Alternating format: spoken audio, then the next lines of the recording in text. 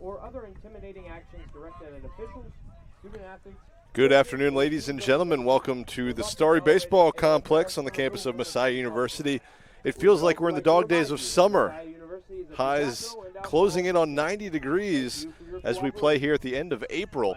It's the final game of the regular season for Messiah Baseball, taking on the Juniata Eagles this afternoon. In a late add to the schedule, these two teams, I think, lost some games early in the year due to some weather, but they're not losing this one due to weather. It is hot and sunny and ready to rock and roll. Chris Beatty on the bump for the Falcons. Just a couple minutes getting ready to deliver first pitch. If you've been following the Falcons all season, it's been a historic one for Messiah. They're 31-8. First time in program history they've hit the 30-win plateau.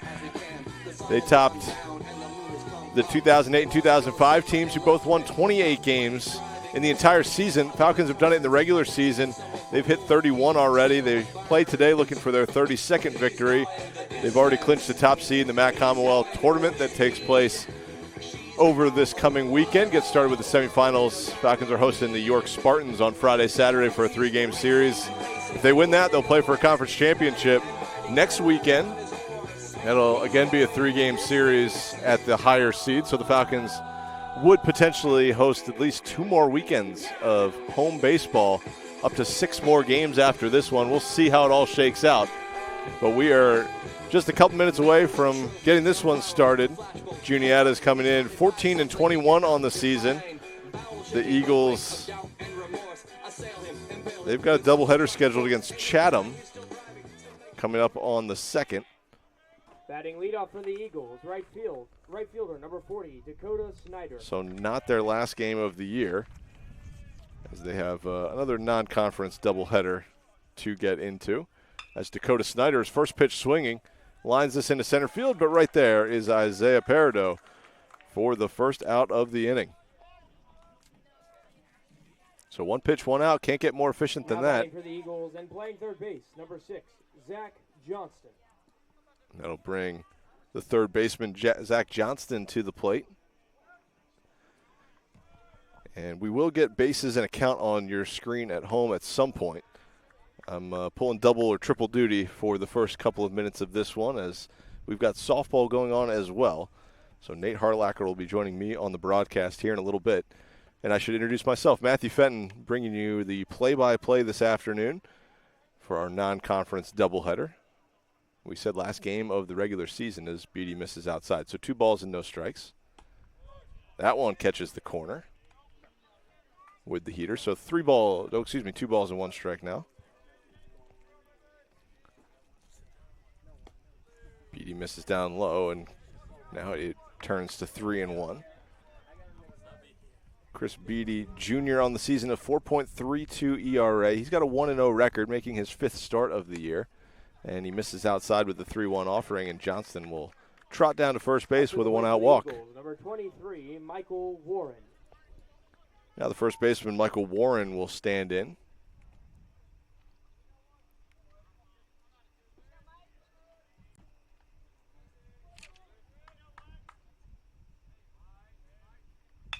Warren, first pitch swinging. He's going to ground this one through the left side for a base hit. Now Juniata with 1 away. He's got a couple runners on. Warren on the season was a .362 hitter. Just bumped that up just a little bit. Number 8, Joey Woodrow. So now the DH, Joey Woodrow, will bat with 2 on. Eagles quickly with something cooking. The first inning of game 1, that one down in the dirt. Eisenagel does a nice job to keep it right there. Goes down to a knee and picks it.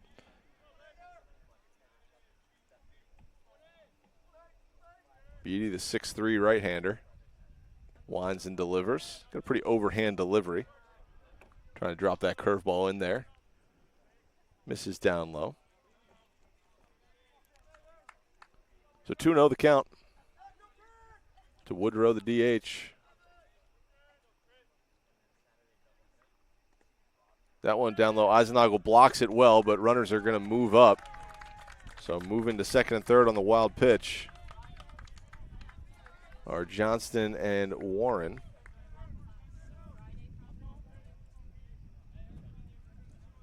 So now 3-0 count, 2 in scoring position for Woodrow. We'll see if the green light's on. I would guess not this early in the game, but you never know. And a generous called strike on the outside part of the plate. 3 balls and 1 strike. Corners are pinched in for the Falcons. Middle infielders remain back. Chopped to short. Moyer has it. Takes a quick peek at home, but wisely throws across to first for the second out of the frame. But a run's going to score, and Woodrow is going to pick up the RBI. So 2 outs, a 1-0 lead for the Eagles. That'll bring up Corey Daniels, the center fielder.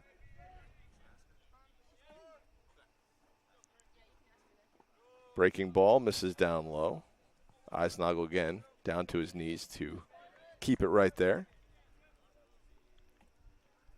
Daniels a .344 hitter on the season. Got 4 homers to his name, 21 RBI. Those 4 homers, 1 shy of the team lead from Michael Warren. Beatty misses up high with that one. So 2 balls, no strikes. 2 outs. Beatty a little erratic so far. This one sliced into deep right field, but Gold Glover Evan Wagaman is there chasing it down just in front of the warning track for the final out of the inning.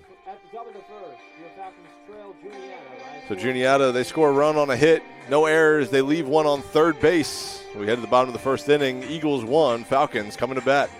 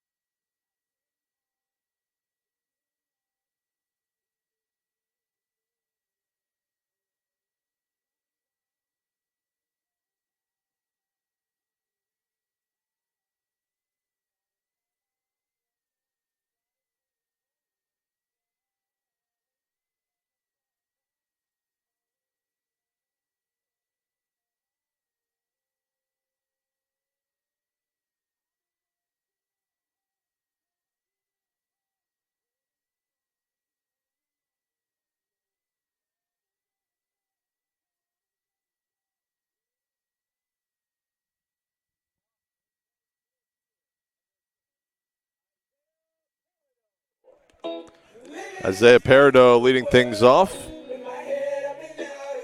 in the bottom half of the first inning for the Falcons. Peredo, well, he's had quite the season. Had maybe one of the more iconic moments of his career last Friday night here against the Widener Pride. Late in a pretty crucial game, opportunity for the Falcons to clinch the top seed. Peredo came to the plate with 2 on and 2 out in the bottom of the 8th and delivered a 3-run go-ahead home run. Put the Falcons up 10-9 in that one. They were trailing 9-7 at the time. He stands in and is ahead in the count 2-1. Hunter Thomas, the pitcher for Juniata in this one, making his 3rd start of the season. 11.08 ERA in 13 innings. So limited time. Peredo off the end of the bat, slow roller. Tough play at first base made by Warren for the first out of the inning. Batting second and playing third base for the Falcons, number 1, Drew Hurst. So 1 away in the inning. Drew Hurst, the third baseman for the Falcons, will come to the plate.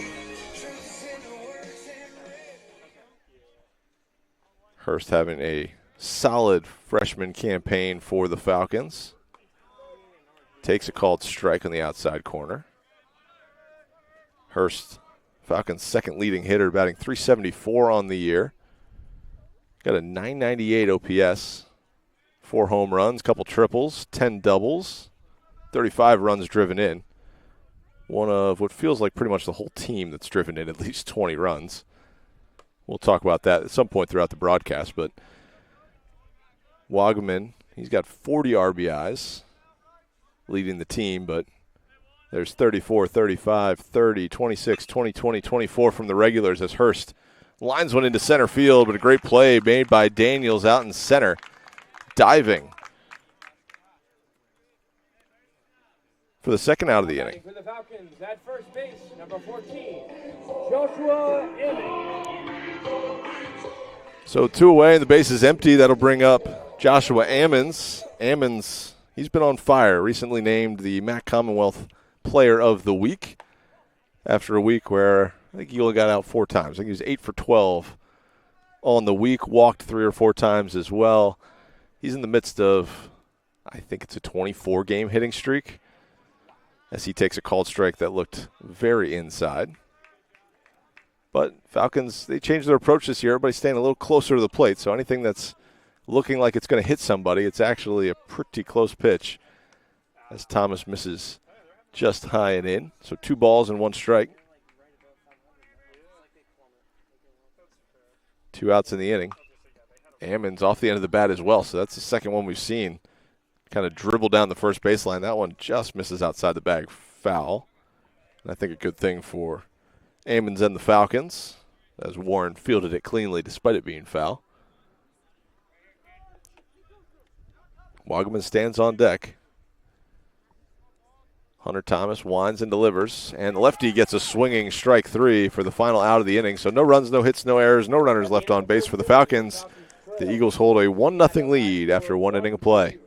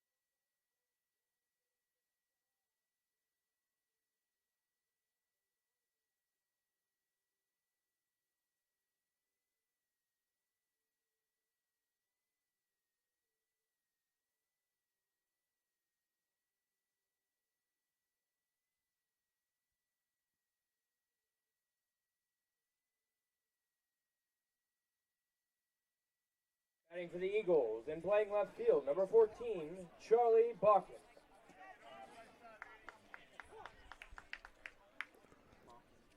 Charlie Balkin leading things off here in the top of the second inning. He takes down low from Beatty.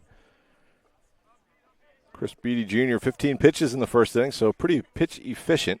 Only 6 of them were for strikes, so he got 3 of those put in play for outs. It's behind in the count, 2 balls and no strikes. So we get started here in the second inning. Balkin goes after this one, fouls it off. Looked a little late on the swing.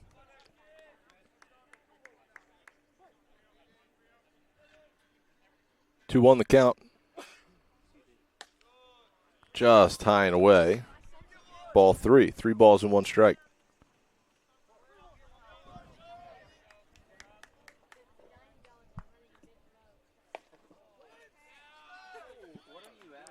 That one misses inside. It was a breaking ball. Looked like it crossed the zone. Was certainly caught off the plate, but looked like it was going to catch some portion of the dish. That'll bring up the catcher, Jace Irvin.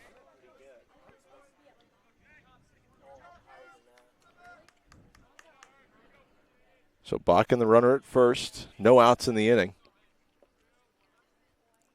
Beatty's delivery is lined into left field for a base hit.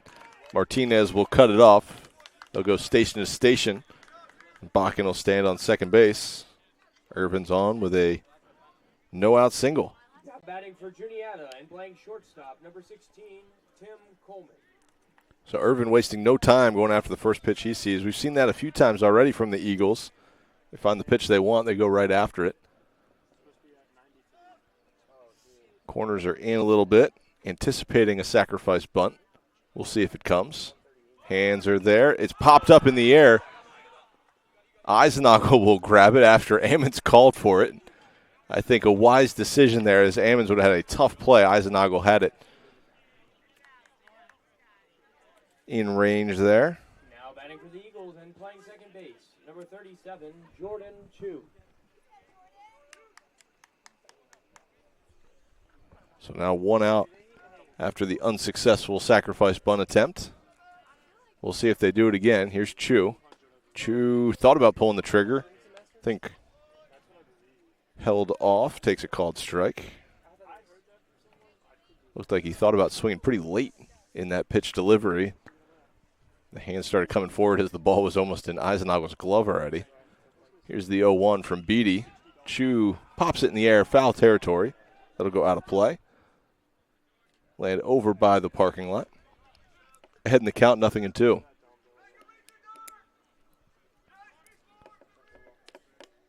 Chu, the second baseman. Dakota Snyder, the right fielder, stands on deck. He's the top of the order. Lined out to center field, his first at-bat. And Chu swings through the breaking ball for strike 3. And Beatty, trying to get out of the inning now, has 2 outs after allowing the first 2 runners to reach. Here's Dakota Snyder. He only saw 1 pitch his first at-bat. Hit it on a soft line drive to center field. Watches this one down in the dirt. Eisenagel keeps it right there. 1 ball, no strikes. 2 outs, top of the second. Beatty comes set right around the belt. Righty delivers. It's a slow tapper. It's going to be a tough play. Moyer, bare hands, throws to first, and he's safe at first base by half a step.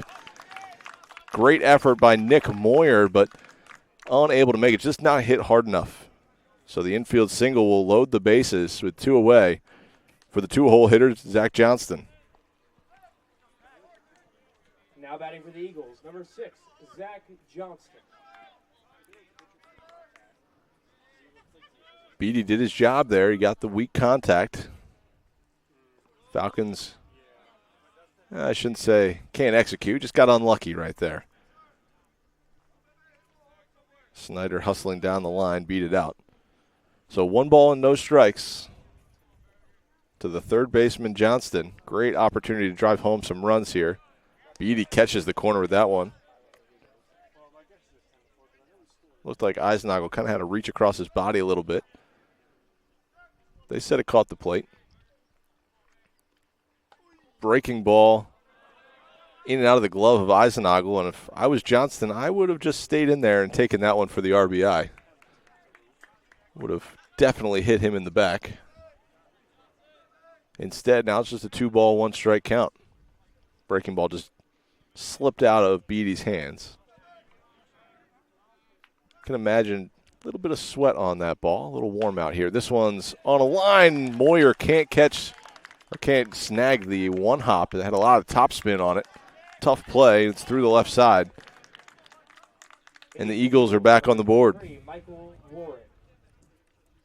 So everybody moves up. Johnston gets the RBI. That'll hand the baton off to Michael Warren, the first baseman. It's a 2-0 game. Eagles leading early. They've got the sacks full. Falcons would love to limit the damage.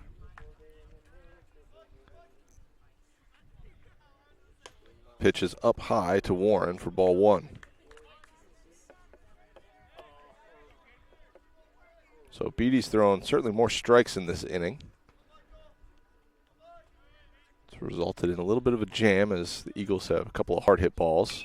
High in the air. This one's going to be in play. Great opportunity for the Falcons to get out of it. Ammons is under it in foul territory. A step to his left, and he'll squeeze it for the final out of the inning. So the Eagles load him up, but they only get 1 run on 3 hits. No errors. They leave 3 stranded, so Beatty wiggles his way out of another jam. It's just 2-0 Eagles as we head to the bottom of the second.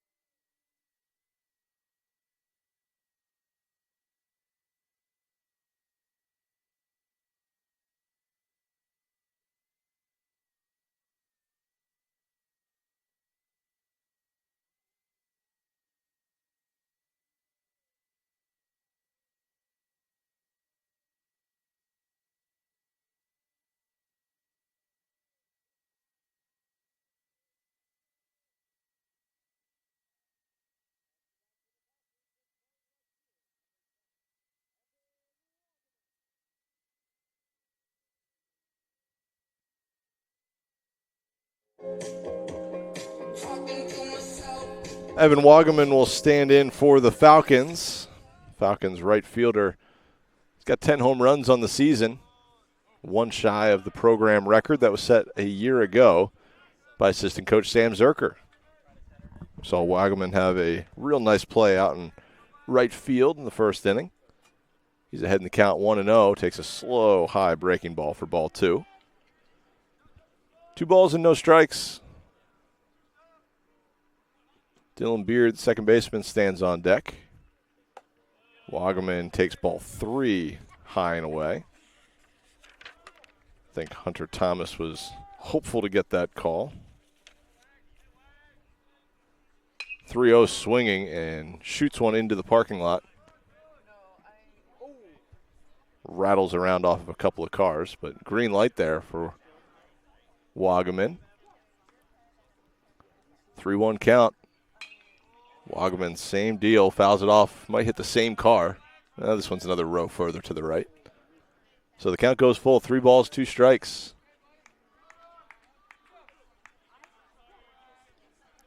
Lefty really going quickly as Wagaman takes up high for ball 4, and he'll earn his walk and hustle down to first base. Dylan Beard. Here comes Dylan Beard. Falcons second baseman's been having another solid season for Messiah. Beard, a .313 hitter, has a home run. He's got a triple and 10 doubles. Driven home 26 runs on the year. Interesting deliver there from Thomas. He was looking at Wagaman as he had his leg up and was moving it forward. You don't see that all that often.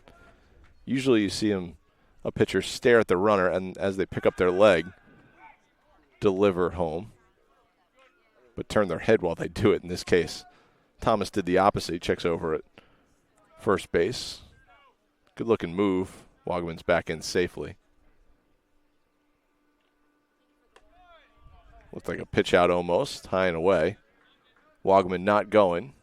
Beard just takes ball 1. So 1 ball, 1 strike. Little bit of wind picking up, not a lot. Flag was pretty still out there when this game started.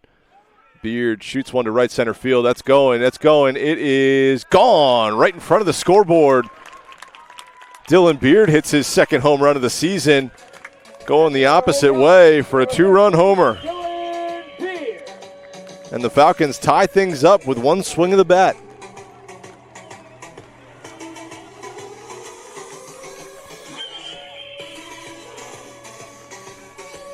I think maybe Dylan Beard had a better idea that one was gone than anybody else in the ballpark. He kind of did a little pseudo bat flip. He knew he got it pretty good, and I think it just ball tends to carry out there in right center field and just kept going, and cleared the fence right in front of the scoreboard. Luke Ott looking to do the same thing, swings through the first offering he sees for strike 1. No balls and 1 strike. Ott takes a called strike against the lefty. So lefty on lefty matchup here. 0-2 offering is in on the fist. Thomas with a nice play, fields it and fires to first for the first out of the inning. Now batting for the Falcons and playing catcher, number 4, Justin Eisenagel.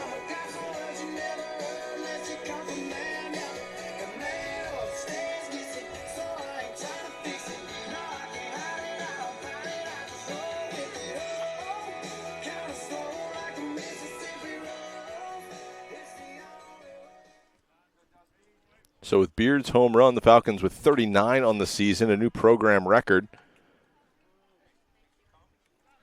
As Eisenagel takes high for ball 1. Takes high for ball 2. The Falcons have been leaving the yard at a pretty prolific clip this season. They're up in the top 20 in home runs nationally this year. Eisenagel fouls this one straight back.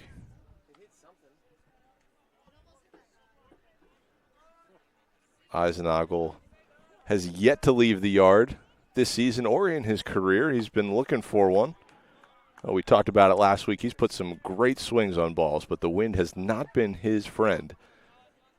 He's flown out to the warning track on multiple occasions. 3-run offering is fouled straight back and kind of sold out on that swing, the 3-1. Why not?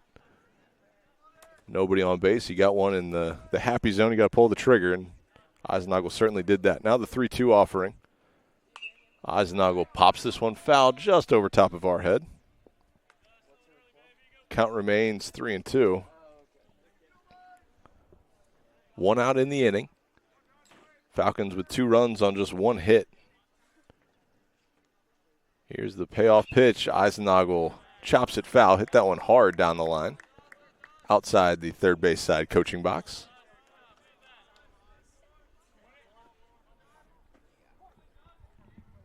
Eighth pitch of the at-bat coming up. Eisenagel skies it in the air. Medium depth right field. Snyder has it in range, and he grabs it for the first out of the inning. Excuse me, second out of the inning. Number 20, David Martinez. Of course, was the first out. He hit that soft ground ball that Thomas fielded. That'll bring up David Martinez. With 2 away. Martinez, the left fielder for the Falcons. Him and Luke Ott have been kind of trading games in left field and as the DH. Martinez was in the rotation at third base for a while. Or excuse me, in right field for a while, not third base. When Evan Wagaman was out with an injury. Since Wagaman's been back, Martinez and Ott have both been out in left field. And at DH, Martinez high in the air to right field. Snyder a few steps in. He's got the shades on, protect him from the sun. He'll grab it for the final out of the inning. But the Falcons strike for 2 runs on a Dylan Beard 2-run homer to right center field. They tie things up 2-2 as we head to the top of the third. You're watching Masai Baseball on GoMasai.tv.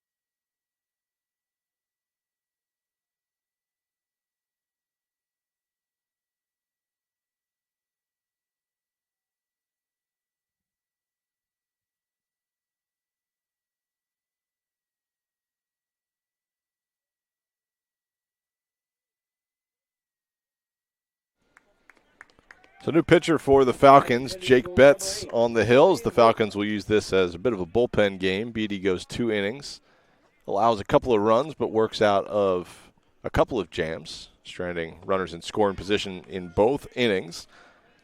And the righty Betts comes in. First pitch is swung through by Joey Woodrow, the DH, for strike 1. Second pitch is taken on the inside corner. No balls and 2 strikes. 0-2 pitch is just tapped foul at the dish. Count moves to 0-2.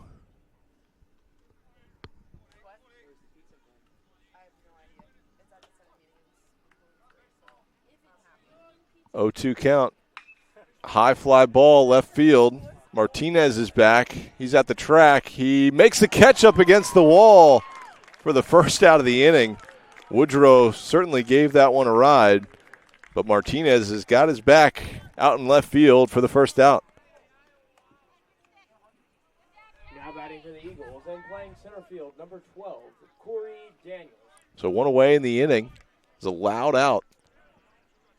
That'll bring up Corey Daniels, the center fielder. Daniels watches one high and away for ball 1.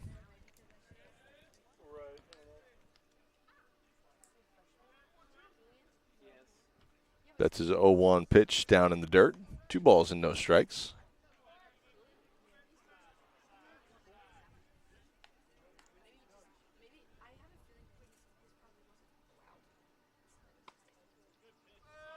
Two 0 pitch misses inside. 3 balls and no strikes.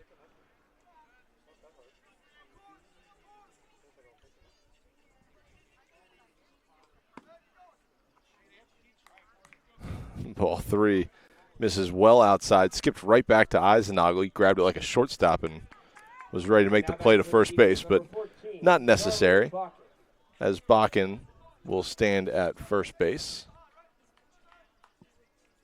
Bakken will come to the plate as Woodrow. Oh, boy. Here, Daniels goes to first base. Woodrow flew out to begin the inning. So, with all that confusion out of the way, Betts tosses a called strike on the outside corner.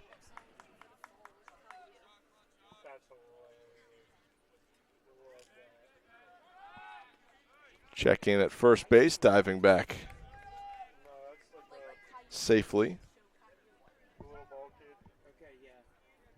is Daniels. No balls, 1 strike.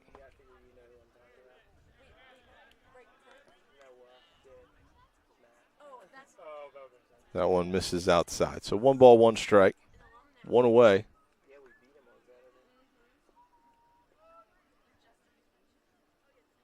Betts takes a peek, throws over. Ammons digs that one out of the dirt. Doesn't allow Daniels to move up.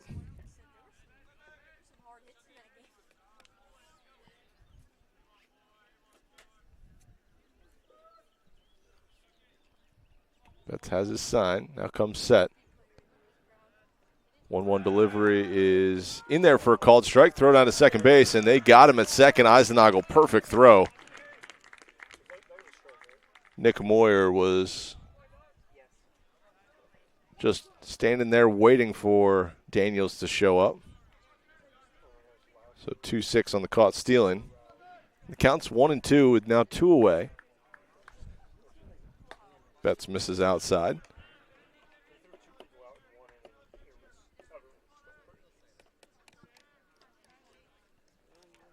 So Eisenagel on Friday, he had 3 caught stealing in that game against the Widener Pride in the first 4 innings. I was surprised they kept trying to test the arm. His best misses outside there. So now the count's full. 3 balls, 2 strikes, 2 away. Bases are empty. Bakken fouls this one straight back over top of the backstop toward the Eagles' bullpen back there.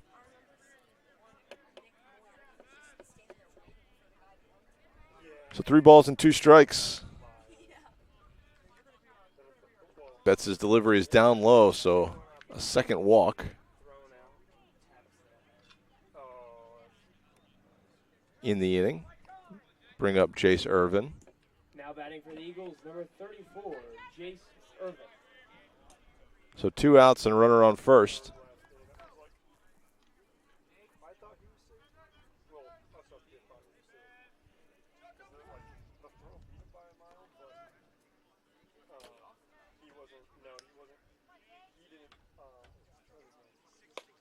That one misses outside.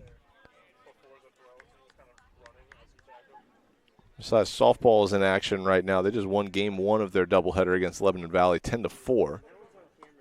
They're wrapping up the regular season.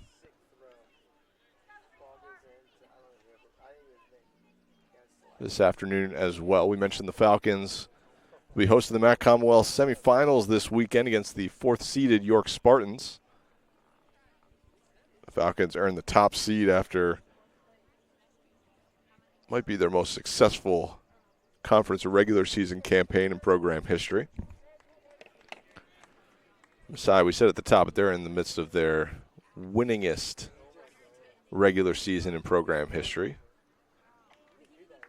Can't say best until the postseason comes around. You see how deep of a run the Falcons can make. As Irvin sold out for that one, swung through the 2-0 offering for strike 1. Messiah on the year, 31 wins. They've found a way to win ball games in a number of different ways. They play small ball. Obviously, they can hit the home run. Been pitching exceptionally well. Betts checks in at first base again. This one, I think, was slowed down by Ammons. He couldn't pick it cleanly as it kind of rolled a pace or two into foul territory, but Bakken unable to advance. Stays at first base. 2-1 the count. It high in the air, left center, kind of off the end of the bat. Martinez calls off Peravdo in center, and he squeezes it for the final out of the inning. So in the top of the third, no runs, no hits, no errors, couple of walks, just one runner left on base after the caught stealing. We head to the bottom of the third. Falcons and Eagles tied at 2.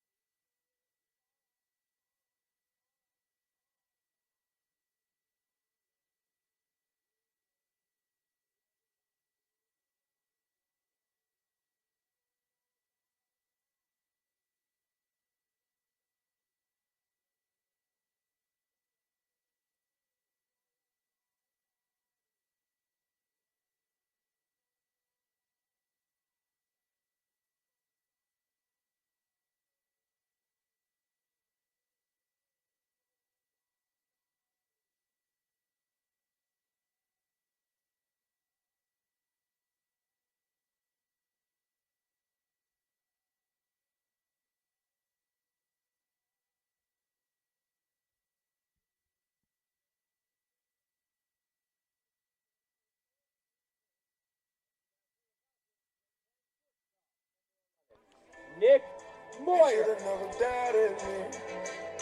It's a 2-2 ball game as we head to the bottom of the third inning.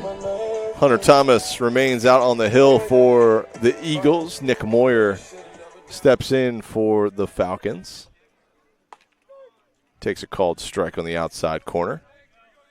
And we've got Nate Harlacker joining us in the booth. We'll let him get set up and maybe jump in for this next at-bat.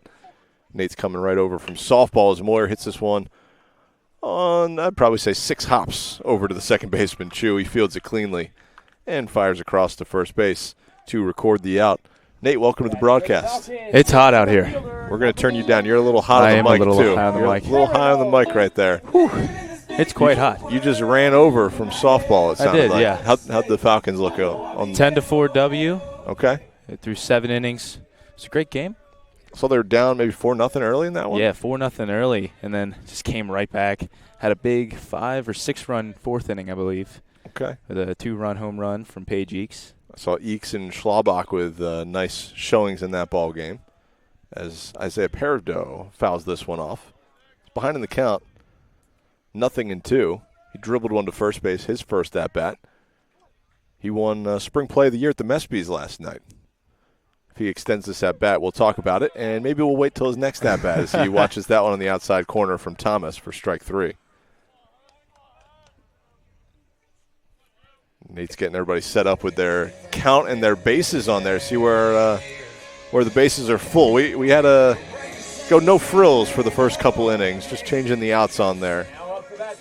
As I was trying to do 3 different things, keeping track of our stats and giving a little play-by-play to the game. Is that one, I think, that hit Drew Hurst's sleeve right there? I thought it did. Caught a little, like it might have grazed it a little bit, but he's staying in the box. They said no. They just said ball 1.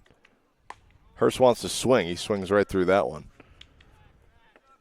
So we'll recap for you, Nate Harlacher, how we got to 2-2 here in the bottom of the 3rd inning. Juniata with a run in the 1st and a run in the 2nd. They had some runners on, a little traffic on the base pass. Chris Beatty, the Falcons starter, limited the damage. Stranded a runner at 3rd base in the 1st inning, then stranded the bases loaded in the 2nd. So got out of those jams, and then Dylan Beard with a 2-run homer right in front of the scoreboard. Kind of dropped it in between the fence and the scoreboard for a 2-run homer. Tied things up. So the Falcons with 2 runs on just 1 hit against Hunter Thomas, the starter. Hurst, a couple of big hops over to Johnston at 3rd. He makes an accurate throw to first base for the final out of the inning. So the Falcons go down in order in the 3rd. We head to the 4th, tied 2-2 between the Eagles and Falcons.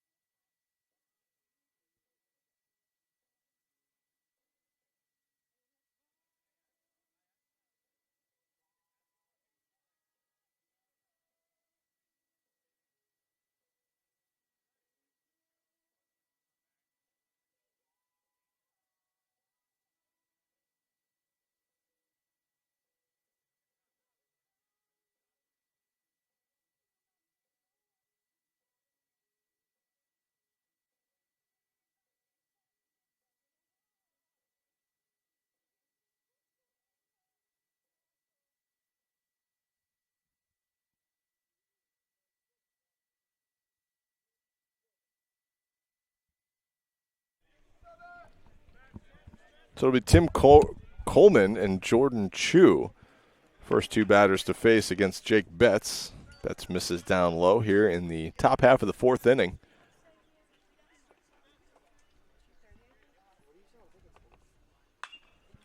This one yanked foul. High and foul. I think it just landed now. Out on the hill down in left field.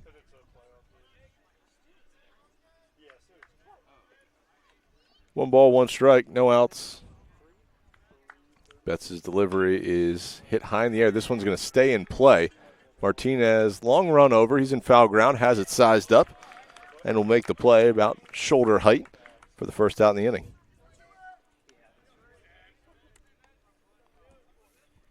Now batting for Juniata, number 37, Jordan Chu.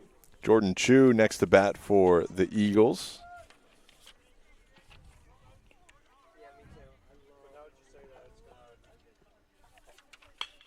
Chu, first pitch swinging, line drive, center field.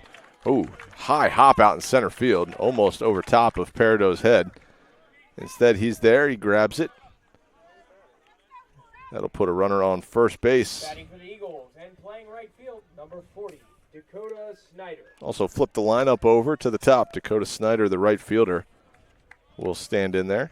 Snyder hit one probably about 40 miles an hour to the shortstop. Low, slung. Just bouncing slowly to Moyer. He barehanded it and tried to throw to first to get the final out of the 2nd inning. Couldn't do it. Inning continued, and Juniata picked up a run. So Snyder's 1 for 2 in the ball game. He also lined out to center. This one in the dirt. Eisenagel tries to block it, but it scoots away from him. Count goes even 1-1. That'll allow Chu to scoot over to second base.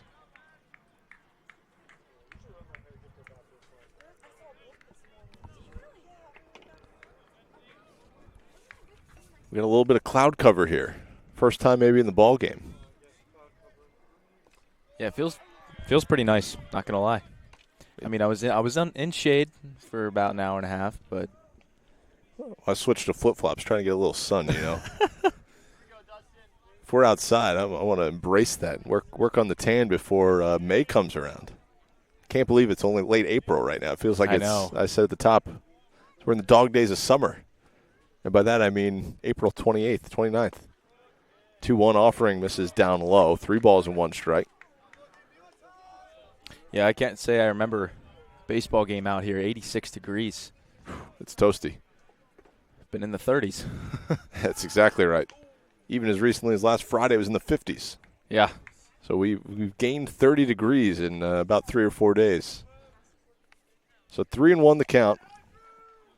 Betts comes set at the belt. 3-1 offering is up high, ball 4. Another walk to Juniata hitters.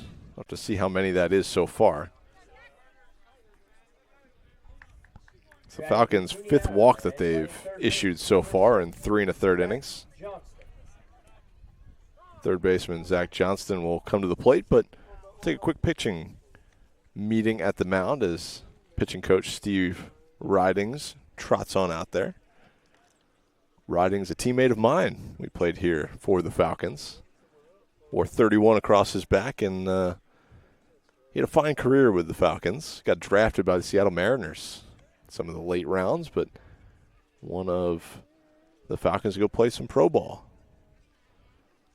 Now back with Falcons coaching staff and pitching staff has certainly looked better in the last couple of years. This year especially. Besides, staff has they've been exceptional this year. We'll see if we can pull the numbers, but on the season a 3.83 ERA, and I think anybody would take that from a Division III pitching staff, and especially after the last few years back, Falcons having a hard time finding the zone, but this year walks are down, strikeouts are up, and certainly limiting runs. And a lot of that can be attributed to Coach Ridings and the rest of the coaching staff. We're back. First pitch swing. It's to Drew Betts. He's going to go to second for 1. Relay to first. Not in time as Johnston beats it out. Would have been an inning-ending double play. Instead, just a fielder's choice. Chu will move up to third. So now batting for Juniata, the first baseman, number 23, Michael Warren. The Eagles will cover the corners with 2 outs in the inning. Bringing up Michael Warren.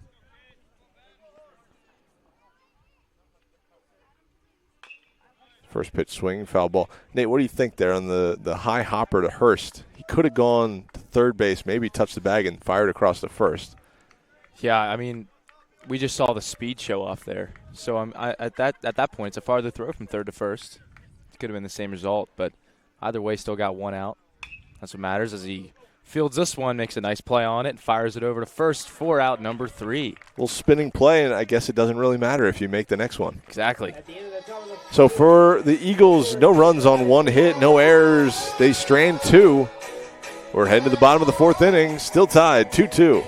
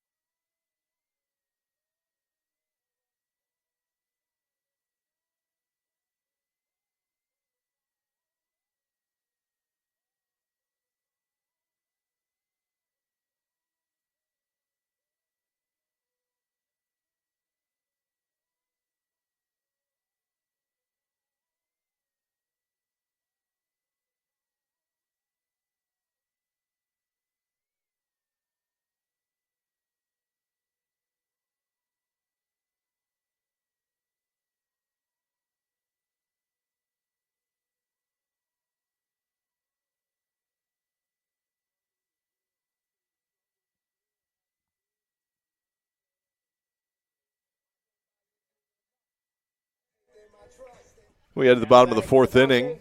Joshua Ammons leading off for the Falcons. He's got a little bit of a hit streak going on, I believe, at 24 games, dating back to mid-March.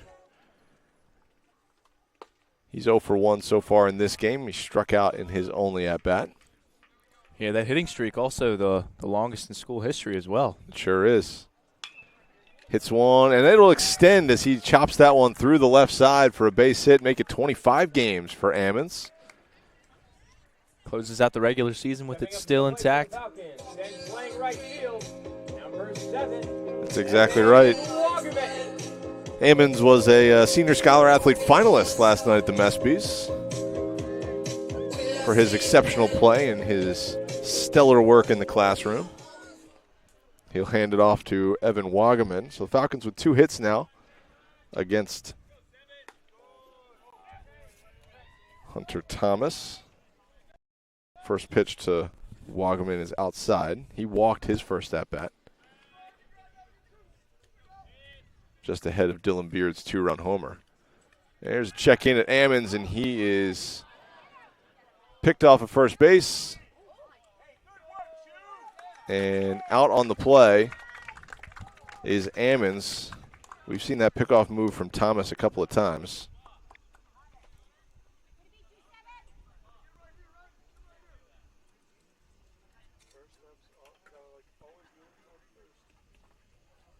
First base coach Joe Nieves-Marquis having a word with the umpire on the bases, just saying, hey, it looked like maybe that knee crossed over the back knee as Wagaman, long fly ball, center field. That ball is back, and Wags has just tied the Messiah single-season home run record with his 11th of the year, tying Sam Zerker with 11 bombs in a single season. With that big fly to center, that gives Messiah a 3-2 lead.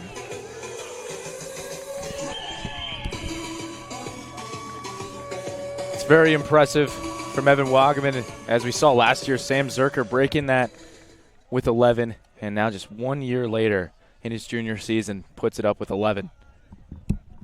And I'm hoping that came through on the broadcast. It seems like the stream is freezing up a little bit, but we're still having the picture at least.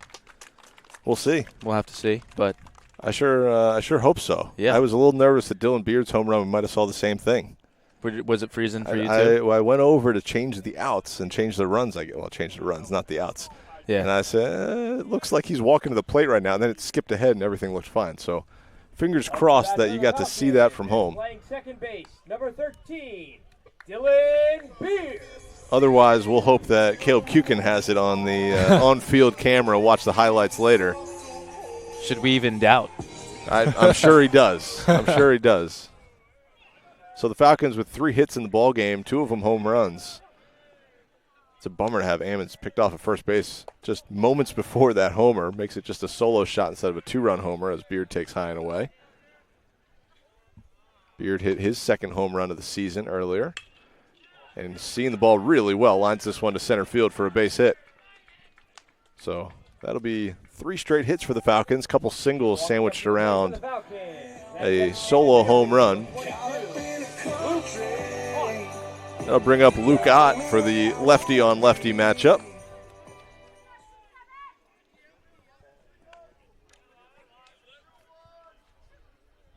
Ott grounded back to Thomas, his first at-bat.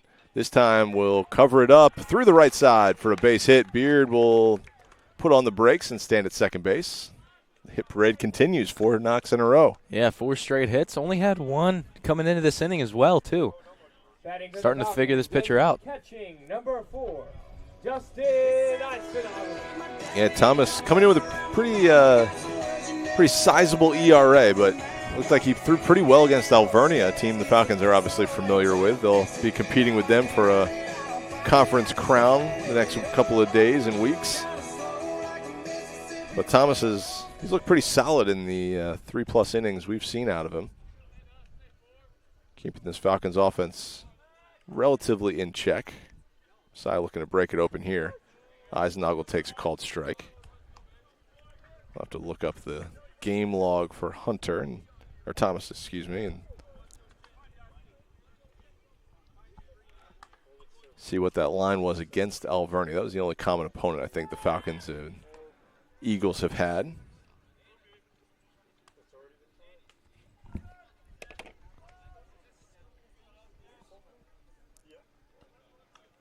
Against Alvernia back on April 22nd, 7 1/3 innings.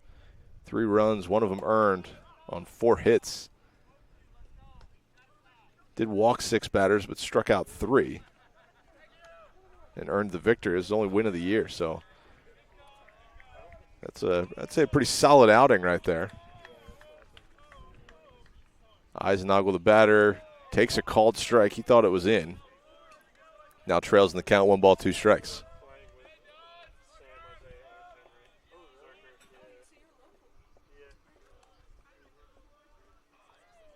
Dusty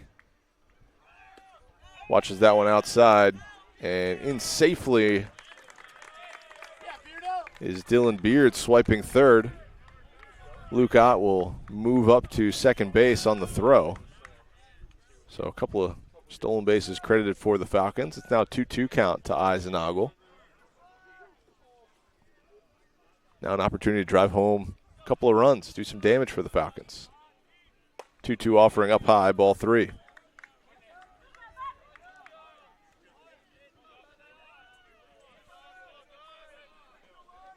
I think with the speed of Ott, a base hit will do the trick and drive home a couple of runs.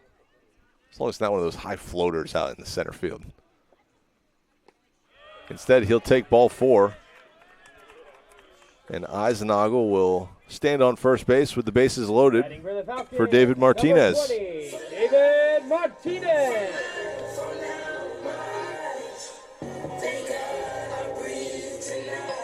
Martinez has come up in some key spots for the Falcons this season. He's got a number of big hits. Most recently, maybe last week, the non-conference game against Eastern Mennonite. Takes a called strike. Is that the Eastern Mennonite game? He hit a ball off the bag at third base? I can't remember now. Might have been the. Oh. Hits one on a hop to third, and double play can't be converted, but he's out on the fielder's choice, which will give us some more time to think about when Martinez came up with a clutch hit. Yeah. Up to bat for the Falcons and playing shortstop. Number My guess 11, was the Widener game. Nick Moyer. No, it was. I'll have to go look it up. We'll have to. It was a tie game. It was 3-3. It was the Eastern Mennonite game. Tied 3-3. Hit a ground ball down the line. Yes, I know what you're talking about. It hit the bag at third, popped straight up for the infield single. Nonetheless, bases are now loaded with 2 outs. Falcons are leading 3-2 thanks to the Evan Wagaman solo shot to center.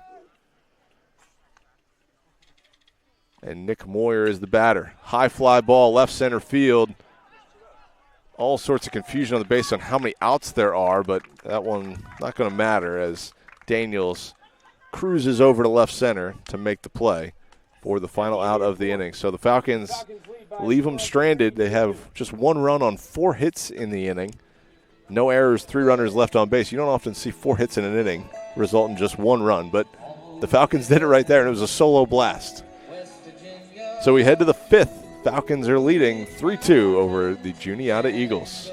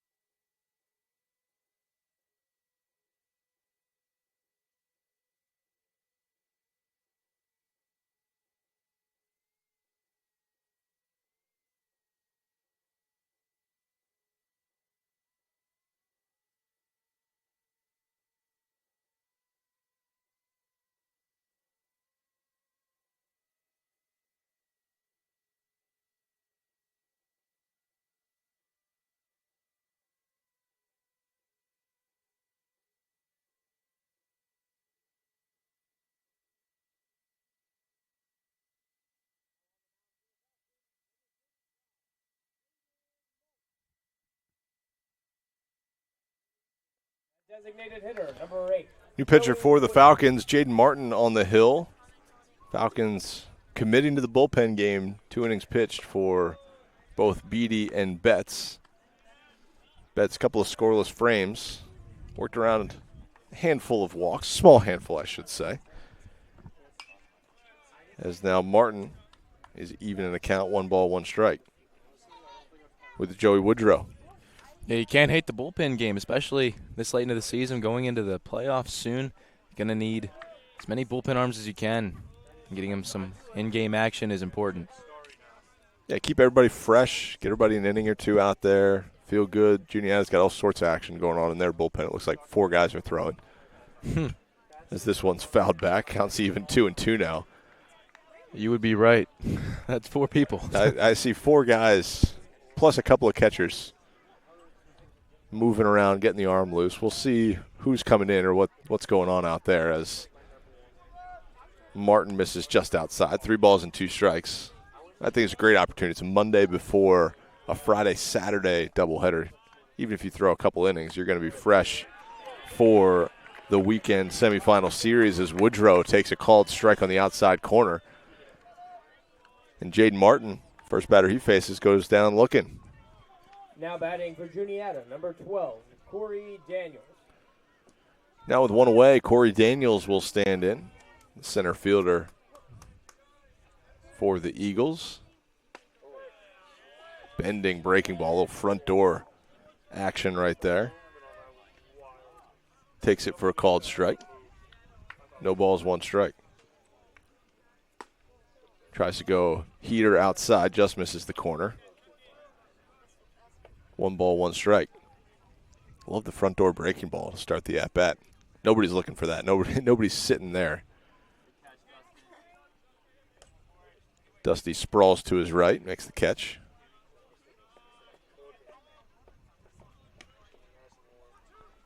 Falcons an extremely young team. Have a lot of this squad coming back next year. Daniels fouls that one straight back to the screen, counts 2-2.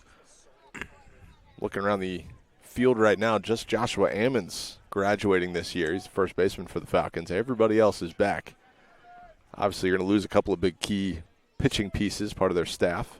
Has another breaking ball. Gets a second straight backwards K. Daniels this time goes down looking for the second out of the inning. Left field, number 14, Charlie Bach. Yeah, losing key pitching staff members is very big for next year, but adding guys like Jason Long is exactly what this team needed. Martin just held on to that one a little too long. Looked like the spot was on the outside corner, and he just yanked it across the plate and put one right into the back of Bakken. Yeah, that one split the numbers on the back there. Couldn't hit that more dead center. Not much you can do there if you're Bakken. You just turn and say, well, this is going to hurt. And a free bag. Doing it the hard way, though. Yeah. Nobody wants to get the bag that way. Unless maybe you're Hannah Dyer over at the softball field. Yeah, speaking of which, she had 2 hit-by pitches in the first game. I think she's going for the NCAA national all-time record. We're She might take be. A peek. I think 23. she already has the Messiah career record. She's a junior. Now batting for the Eagles. And, you know, speaking of that, like, we were talking about it as she came up for her first at-bat, and the next pitch she gets drilled. Well, some people are looking for it, and, you know, it's away on base. It is. Here's Jace Irvin, the catcher. He takes a called strike. So runner on first. Martin's got 2 backwards Ks in the inning.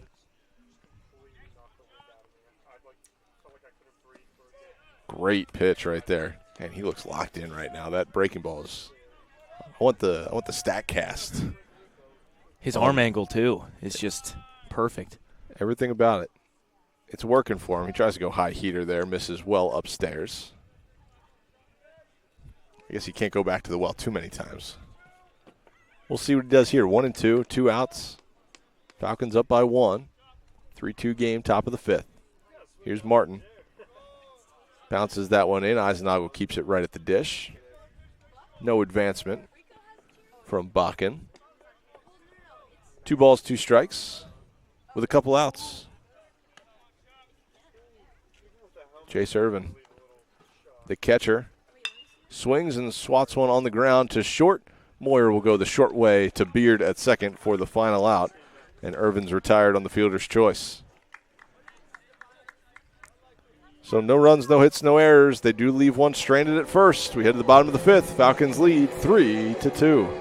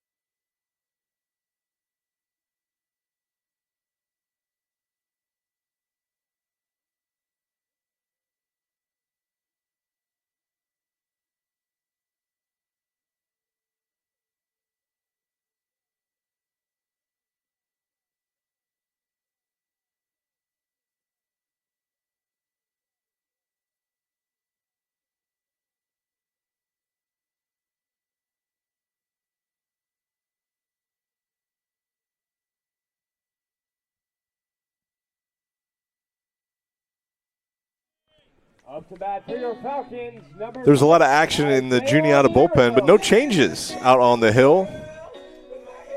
Hunter Thomas still out there for the Eagles. He'll face the top of the Falcons order for a third time. Maybe they're leaving him in for lefty-lefty matchups against Peridot and Hurst. We'll see. Though, as we've mentioned on a number of broadcasts, those two lefties, I don't think it really matters who you're throwing at them.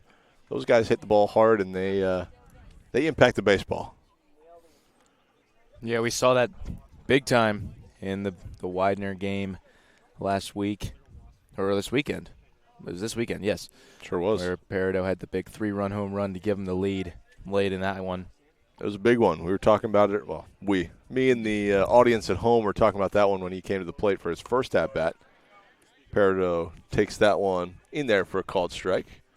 Also gives us time to talk about the spring play of the year. Spring play of the year. I thought it was going to be unseated by his 3-run homer against Widener, but against Washington College, ball hit into deep center field, kind of over Peridot's left shoulder.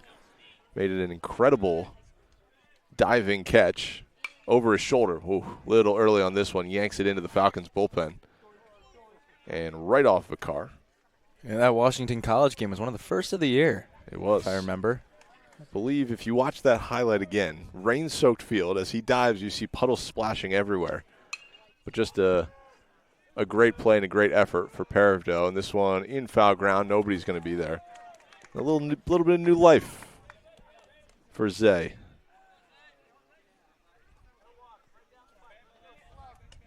Counts full, 3-2. We'll take a moment to reset as the whole left side of the field gets back to their positions. Bach and Coleman and Johnston were all running for it. Johnston had the best chance at it, but couldn't get there. Everybody's set.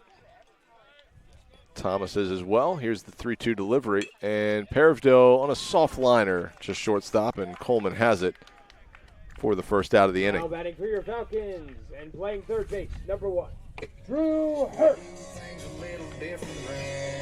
So the third baseman, Drew Hurst, will bat for the Falcons.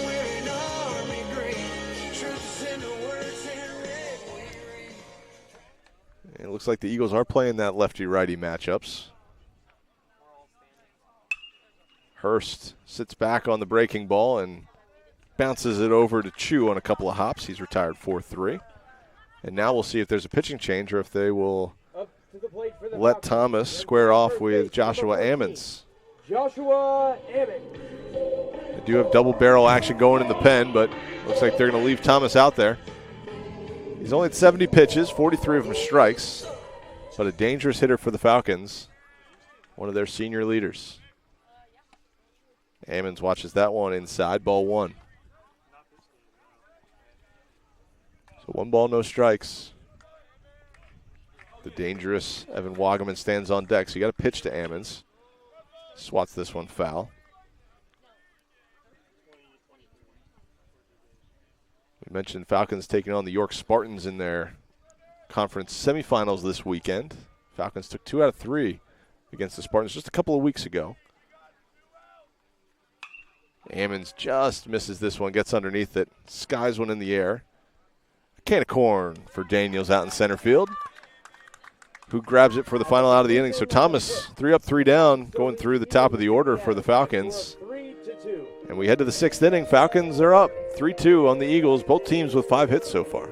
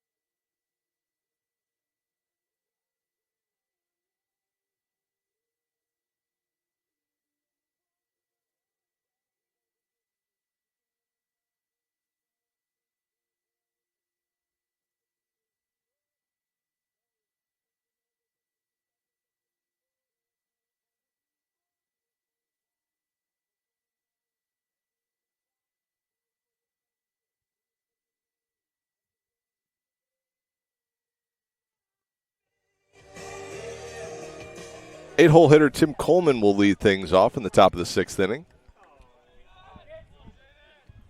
Falcons clinging to a 3-2 lead. Eagles scored 2 runs in the first 2 frames. As Coleman just stood there. Took that one in the rear end for a leadoff hit by pitch. Rico Plummer is the man helping me out here. Give him some shout out on the broadcast for bringing me some lunch. Thank you, Rico. That'll bring up Jordan Chu. Martin skips this one to the backstop. Eisenagel fields it like a shortstop on a relay, turns and throws. A little late. It was a little high as well, but I don't think that throw was going to get him anyway. It was pretty cool, though. It was pretty cool, though. That is absolutely true. That's what we can say. So certainly a wild pitch there as Martin unleashed that one to the backstop.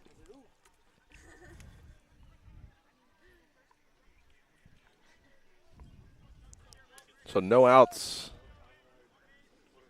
Tying run stands on second base. We're in the 6th inning of this ball game, so still plenty of time for both teams, but we're certainly moving along here. Martin catches the corner there. Umpire took a little extra beat before calling that called strike. Got to think about it a little bit. Martin gets the call.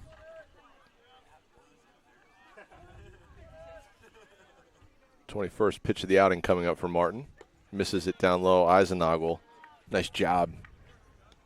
He's sometimes an interesting way of blocking, I feel like. He kind of throws those back legs out. He's almost vertical to the ground or horizontal to the ground. Yeah, he does his own thing with it. It works, though. This one he just picks at. Grabs it cleanly. So the count's 3-1. Martin, he looked exceptional in the first inning of work. So far this inning, a little more erratic.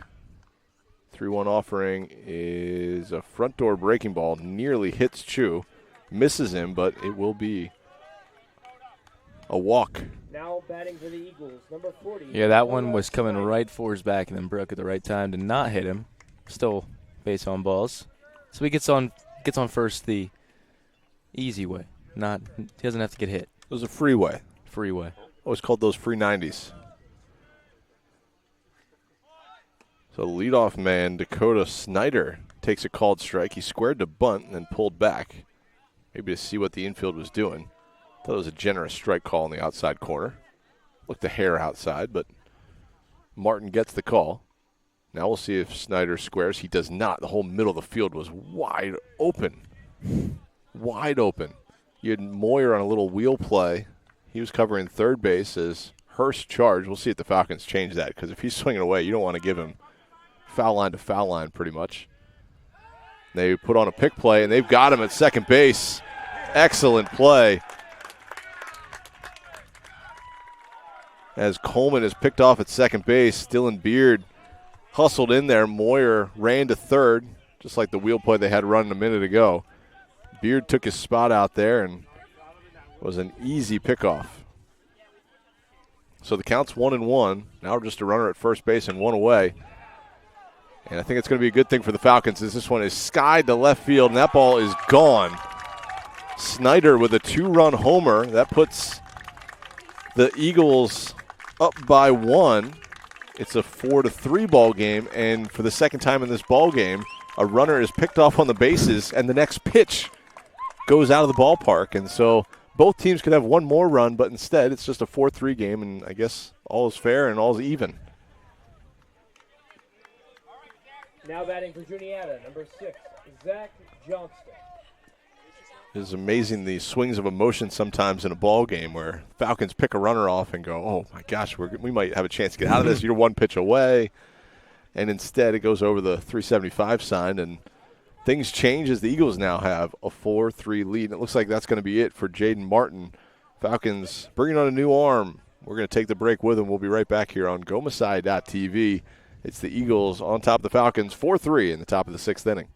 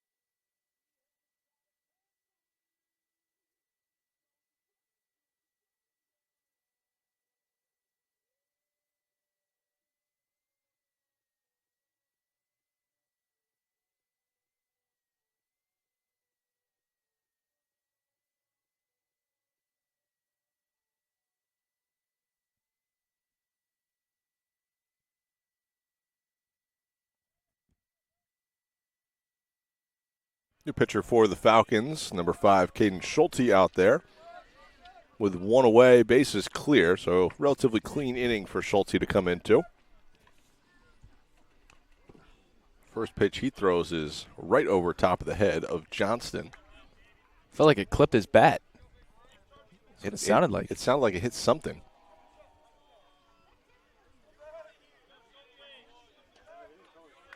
They haven't called it yet, I believe. It's just going to be ball one. Wow. Tough call to make as an umpire there. You can't really see. He's diving out of the way. Yeah. That one's in there for a called strike. So the count's even 1-1. Schulte popping the mid a little bit right there. Had a little giddy up on it. So 1-1 the count with one away. Johnston gears up for this one and fouls it straight back over top of the backstop. 1 ball, 2 strikes.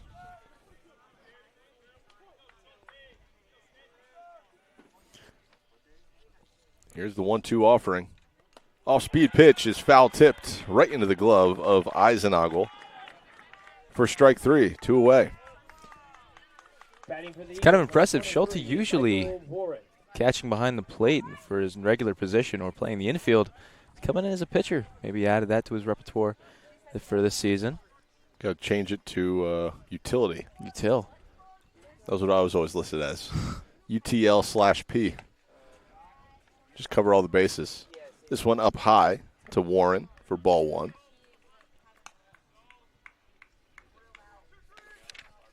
Michael Warren, the first baseman, batting in the 3-hole, takes ball 2 up high as well.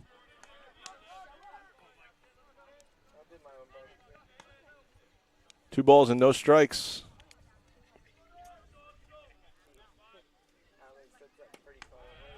2-1 offering is waved through. Guess opportunity here in a non-conference game late in the year. See what you got down in the bullpen. See if you can find an extra guy for a tough moment in the playoffs. Schulte misses up high with this one. He's fine in the zone, having a lot of break on his off-speed pitches. He's looked good so far. Warren fouls this one away. Up near the Falcon hut. 3 balls, 2 strikes, 2 away. Nobody on the bases for the Eagles. Here's Schulte's delivery. That is well high for ball 4. And Warren will trot down to first base with a 2-out walk. Now batting for the Eagles, number 8, Joey Woodrow. So the designated hitter, Joey Woodrow, will come to the plate, batting in the 4-hole for Juniata this afternoon. This one down in the dirt. See Schulte out of the windup, or excuse me, out of the stretch for the first time. We've seen him out of the windup. First 2 batters he's faced.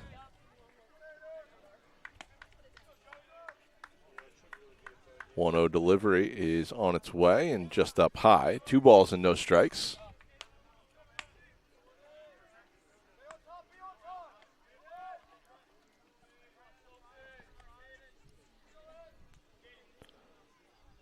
For Schulte is in there for a called strike. Catches the belt for strike 1. 2-1 the count. Runner on first.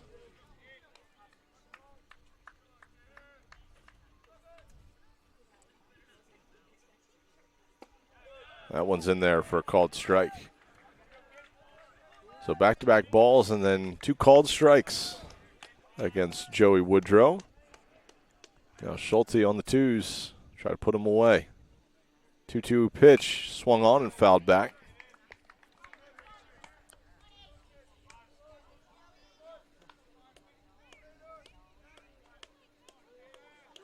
And we'll do it again. 2 balls, 2 strikes. 2 outs and a runner on first. Eagles with 2 runs in the inning.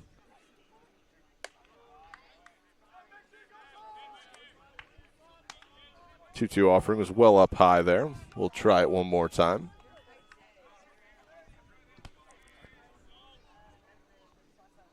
Warren, the runner at first. He'll be off with the pitch. There he goes, but swinging through is Woodrow for the final out of the inning. So Schulte with a couple of Ks. Does walk a batter, but gets out of the frame with the deficit just 1 run. So we head to the bottom of the 6th inning. Looks like Hunter Thomas is back out for another inning of work. Here on GoMasai.tv, Eagles lead the Falcons 4-3.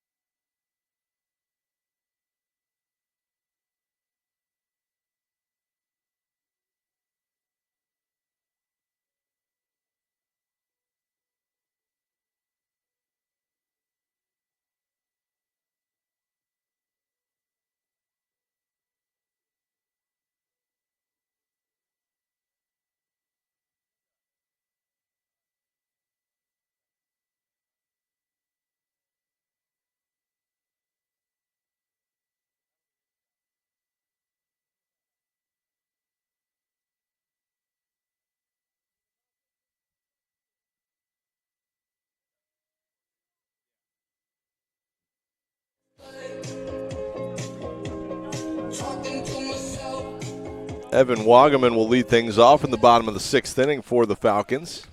He deposited a solo home run his last at-bat. Just straightaway center field. First pitch he sees, he fouls off against Thomas. That home run, he tied the single-season program record for home runs, set all the way back in 2023. Sam Zerker, now an assistant coach for the Falcons, he set that record, and I think he even said when he said it, I don't know if that's going to stand for too long. I think there's a guy coming behind me who might pop a few balls out of the ballpark. As Wagaman fouls that one off. Yeah, Wagaman also nearing the all-time home run list. With Chris Heisey up there, I believe he had 23 home runs. He did. I think Wagaman's at 19 now. He's got 11 this year. I think he had 6 a year ago, and he had a pair back in his freshman year. And Heisey in attendance this afternoon watching the Falcons play. Brought his boys to the ballpark. 2-2 delivery. Wagaman just yanks this one right up the middle. On the ground, he'll stay at first base. Big turn to see the throw. And there is a leadoff single for the Falcons. That ball was smoked in the right center field. All it was missing was a little launch angle. So that brings up Dylan Beard, who had the 2-run shot earlier in this one in the 2nd inning. I was going to say, from one home run hitter to another. Beard just 2 on the season, but hit that one with some authority back in the 2nd inning. He knew it kind of off the bat. Thomas didn't like that ball. They'll swap it out. So 1 ball, no strikes. Wagaman stands at first base. Falcons looking to mount a little bit of a rally here. Beard fists this one foul over by his dad, who's recording him for the home videos. I think he was recording the home run too, so obviously cool to have those. 1-1 offering. Breaking ball is in there for a called strike. It's a great pitch. Just finds the zone on the high and outside part of the plate there.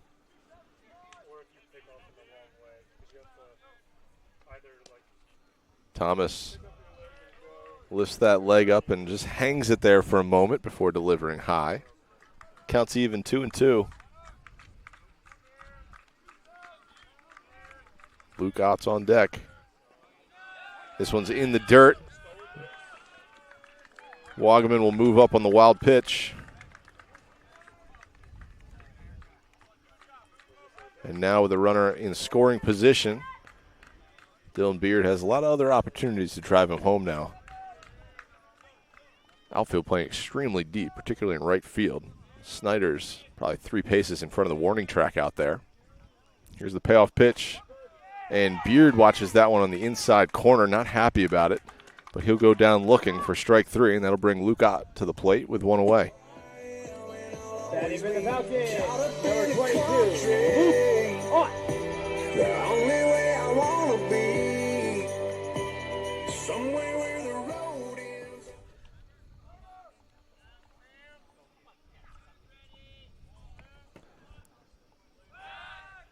Pickoff play to second base. Shortstop Coleman was probably to the left of Wagaman as the throw came in. Wagaman dives back anyway, just to be safe.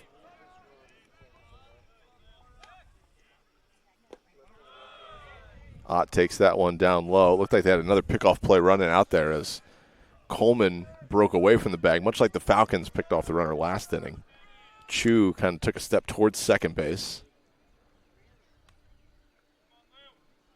Nothing's on here. Everybody clears away. And Ott takes one on the outside corner. You'd love to see Ott just yank a ball through the right side. He's done it so many times this season. Why not one more right here? It's almost a guaranteed run as well with Wagaman's speed. Especially with how deep Snyder's playing in right. 1-1 pitch. High and in for ball 2.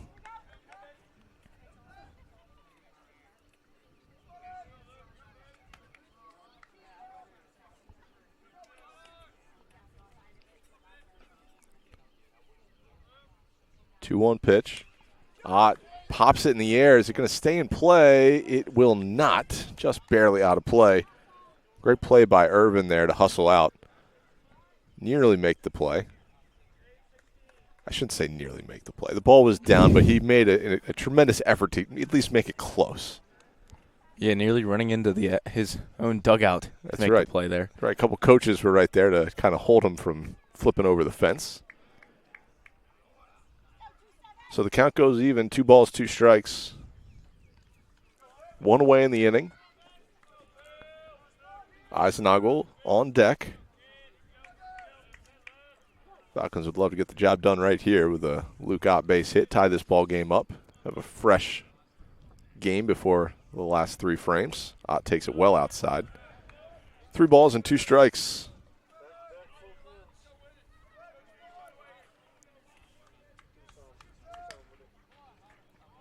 Payoff pitch. Dylan Beard just went down looking on one a minute ago. Kind of an awkward throwback to second bases. The lefty Thomas stepped back with his foot and without really turning his body, just kind of flung it out there to Coleman. Now we'll do the 3-2. This one low and in, and Ott will hustle to first base with a 1-out walk, and that will prompt a meeting at the mound. And it's going to be a pitching change. They're going to go to the pen. We'll take the break with them. We'll get you the new pitcher and get you all set up for Dustin Eisenagel at bat with a couple of runners on here on GoMasai.tv.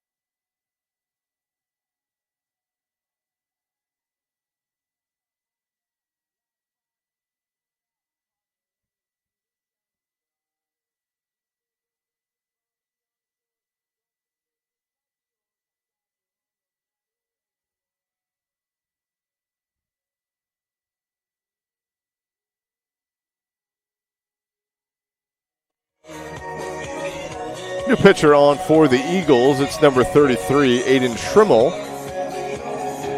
Schrimmel, a first year from Media, PA, standing at 6 foot on the mound. And that will bring Dustin Eisenagel to the dish for the Falcons. With runners on first and second, 1 away in the inning. Eisenagel with an opportunity to tie this ball game up. The Falcons trail at 4-3. Schrimmel misses outside for ball 1.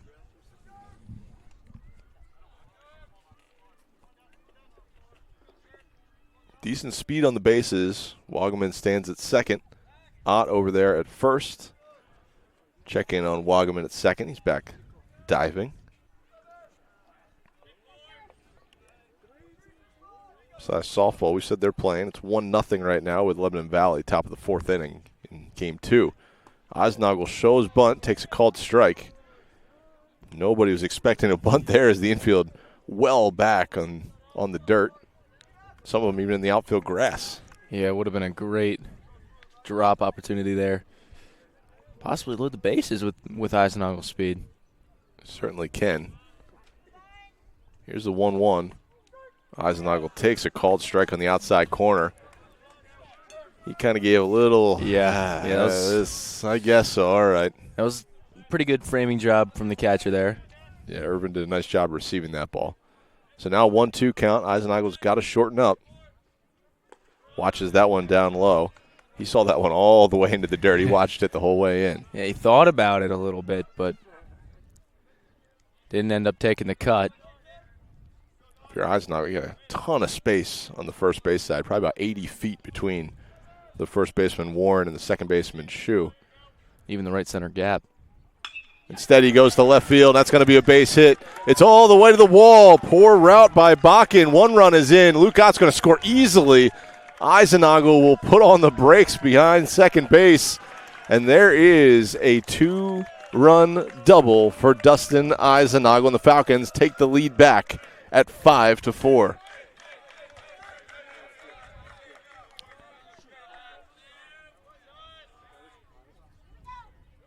We said there was speed on the bases, and when Bakken, he kind of took a pretty direct route. I think he misread how hard that ball was hit as Eisenhagel just smoked it down the line. It skipped into the corner, and Ott scampered home easily from first base. So first batter Schrimmel faces is a 2-run double for the Falcons. They take the lead back, and here's David Martinez.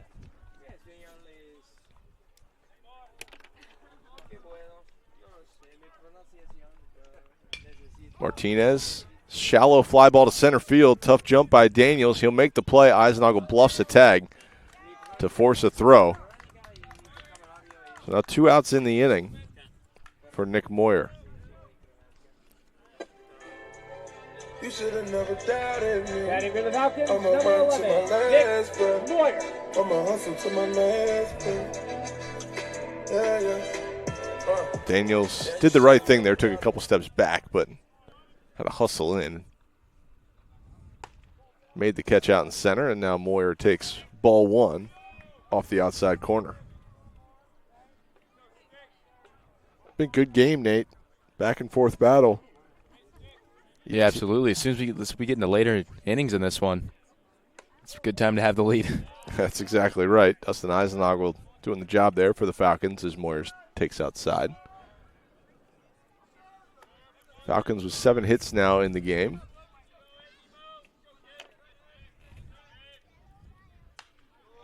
Eisenhagel, a little bit of that vault lead out there at second base. Didn't go. He stayed put. Moyer fouls that one back. It's a good-looking swing from Moyer there. Just got underneath it and popped it foul. 2-1's the count. Still wide open on that right side of the infield. Moyer takes it down low. Usually when you see the left side of the infield shift to the left and even second baseman Chu playing up the middle, you'd expect Warren, the first baseman, to be a few more steps over than he is. He's almost protecting the line as to not allow a double down the right field line as Moyer takes that one well outside, and I'll turn the lineup over for Isaiah Paravdo. Batting for the Falcons and playing center field, number 6, Isaiah Peredo.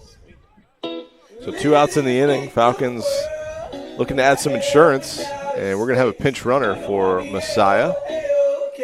It's going to be Jake Brown coming in for Dustin Eisenhagel over at second. You would expect then Ryan Friend would come behind the dish for the Falcons.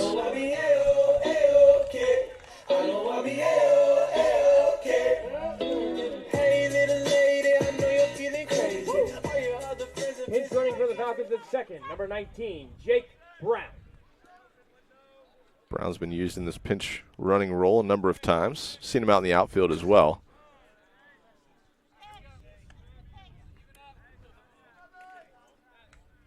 Shermole misses down low to Paravdo.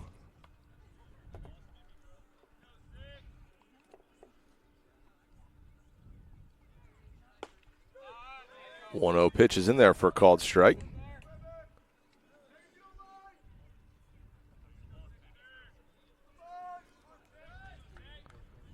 Parado loves to go to that right center field gap. It's wide open right now. Oh, I lied to you. He goes to left center field. Long fly ball, and play's not going to be made. It's up against the wall. 2 runs are going to score. Parado thinking about 3. He'll slam on the brakes at second and stand there with another 2-run double. The Falcons' second of the inning.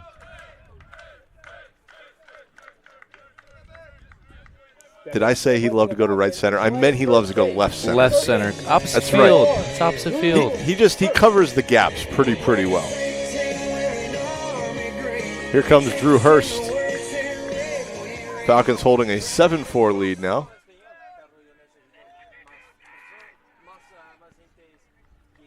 Bakken just couldn't get to that one, as we've seen Parado burn a lot of left fielders this year, and balls just like that.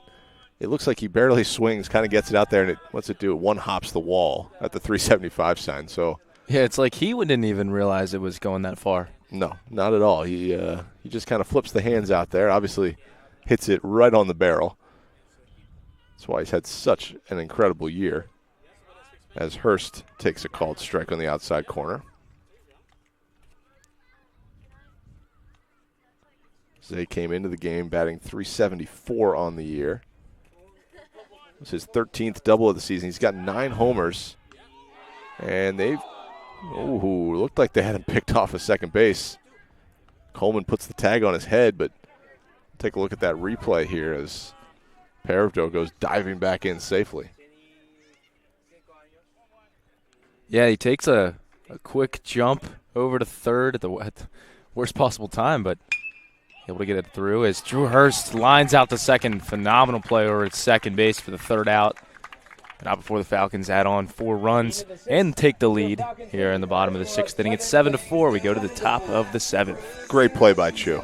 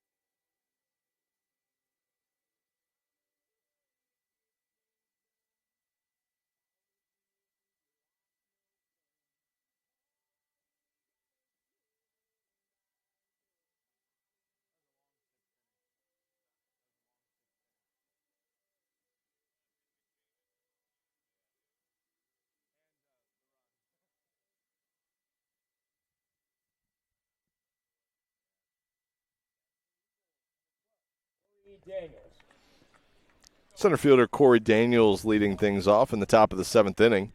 Schulte still out on the mound for the Falcons. He cleaned up the top half of the 6th.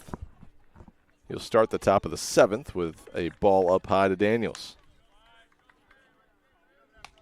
Defensive change for the Falcons. Now behind the dish, Ryan Friend taking over for Eisenagel, who was pinch ran for the bottom of the 6th inning. He picks that one. 2-0 count to Daniels.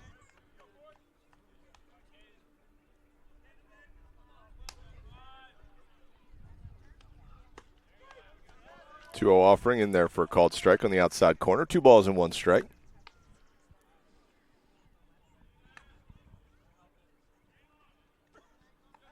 Schulte over the head with the windup. Misses up high.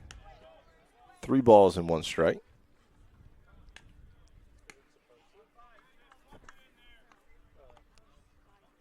3-1 the count. Swinging strike for Daniels. It's a hitter's count. Might as well pull the trigger if you like it. Daniels couldn't get bat on ball. 3-2 the count, and that one misses downstairs for ball 4 and a leadoff walk to Daniels. That'll bring up Charlie Bakken. Batting for Juniata, number 14, Charlie Bach.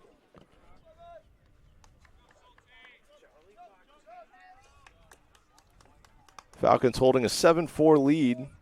Top of the 7th inning. Leadoff man is on for the Eagles.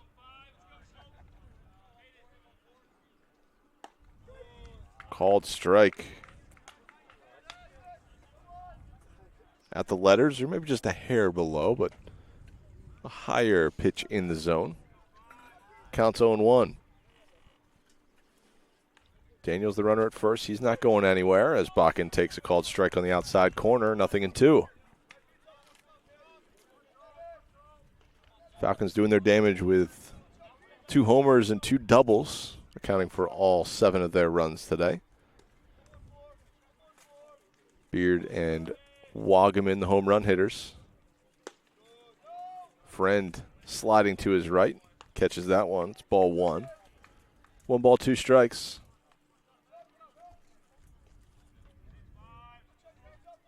Daniels at first.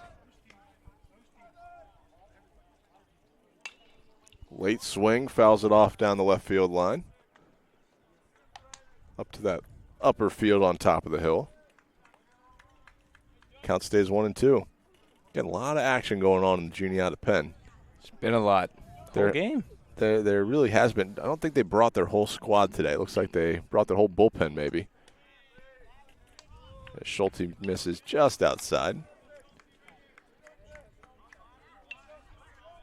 It feels like when the Eagles are out there on defense, there's 1 or 2 guys in the dugout, the coaching staff, and then probably a whole dozen guys out there in the bullpen as Schulte gets the swinging strike 3 from Bakken for the first out of the frame. Batting for the Eagles, number 34, Jace Irvin. So a little fun fact for you, nobody's put the ball in play against Schulte just yet. 3 strikeouts account for his 3 outs. He's also walked 2 batters. And that's going to be it. So he faced 5 batters. Nobody put the ball in play. He struck 3 of them out, and he walked a couple of them. And we're going to have a pitching change for the Falcons. We'll reset it here in just a minute on GoMasai.tv. Falcons leading the Eagles 7-4 with 1 out in the top of the 7th.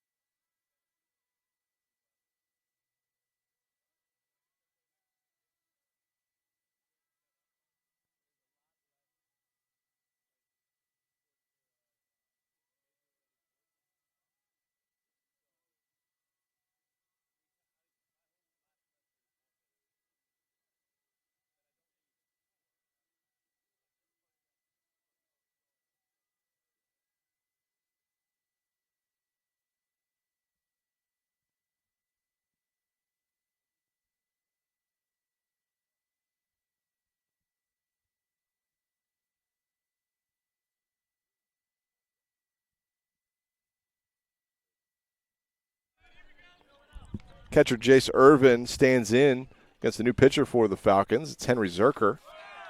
First pitch, runner goes. They're testing the arm of Friend. Daniels is in there with the stolen base. Irvin swung through the pitch, so no balls and a strike.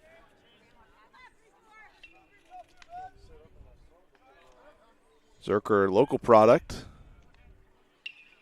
Dad, longtime professor here for Messiah. Lefty winds, delivers just off the inside corner. Irvin kind of went sliding out of the way. Catcher Irvin. Looks like he played a full game already. Shirt's untucked.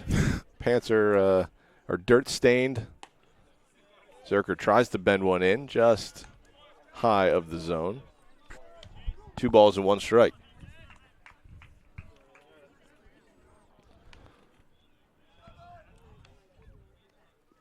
One out, runner on second. Daniels dancing off the bag. Irvin swings through, tips that one into the mitt of Friend for strike 2. 2 balls, 2 strikes. Falcons looking for their 32nd win of the regular season. They're 31-8 right now. And that one's going to allow Daniels to go through. I think that could have maybe been strike 3, but bounced out of the glove of Friend. So the count goes full, 3 balls, 2 strikes. Falcons will play a traditional infield defense. Corners are up just a little bit, just in case a hard hit ball to one of the corners. Keep that runner at third, but otherwise they'll take the out. 3-2 offering is skied in the air, left center field and deep. Going back on it is Pervdo, and it's off the wall.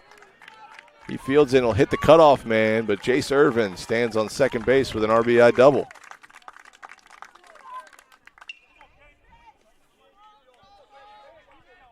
So now a 7-5 game. So the offense has certainly picked up in the last inning and a half.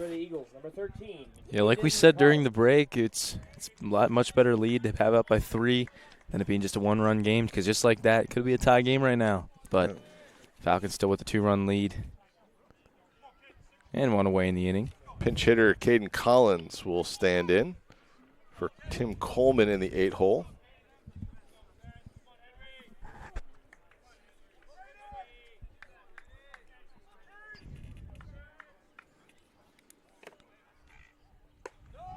So 1 away, runner on second base.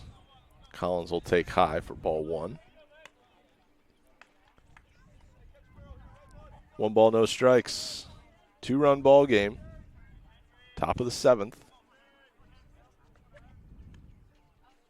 Zerker comes set and fires. This one, he kind of dipped the shoulder, kind of spooned it out to right field in foul territory, out of play.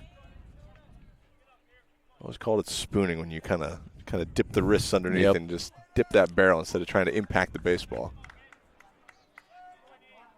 Collins now stands in with a 1-1 count.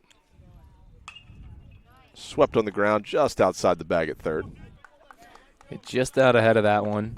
Could have had easily 2 bases on that if he pulls it just a little, or pushes it just a little bit more. Yeah, if he waited back just a fraction of a second, sneaks it inside the bag at third. So 1-2 count, Zerker in control. And he gets the swinging strikeout for the second out of the inning. So the second baseman, Jordan Chu, will come to the plate with 2 outs and the Eagles' 6th run standing out on second base. Zerker comes set with a big, deep breath. First pitch swinging is Chu. Fouls it off the screen for strike 1.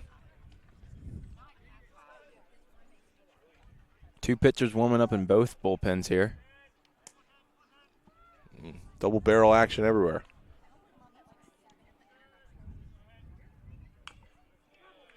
That one chopped foul, maybe off the front leg of Chu. Tries to shake it off. No, that one hurts.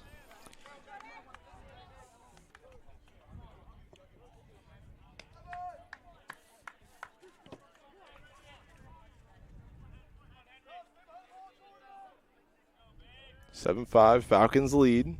No balls, 2 strikes to the 9-hole hitter, Chu. Swings and just gets a piece of it. Yeah, barely. Wow. Hits it off the cap of the bat to the backstop. I don't even know if it got all the way to the backstop. Just kind of trickled foul. But enough to stay alive. We'll do the 0-2 again. Beard holding the runner at second. That's Irvin out there. Chu takes high. 1 ball, 2 strikes.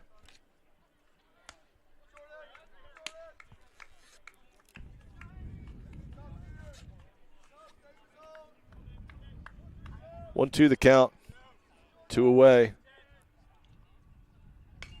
Chu swings and fouls this back over top of the Falcons' dugout. 1 ball, 2 strikes.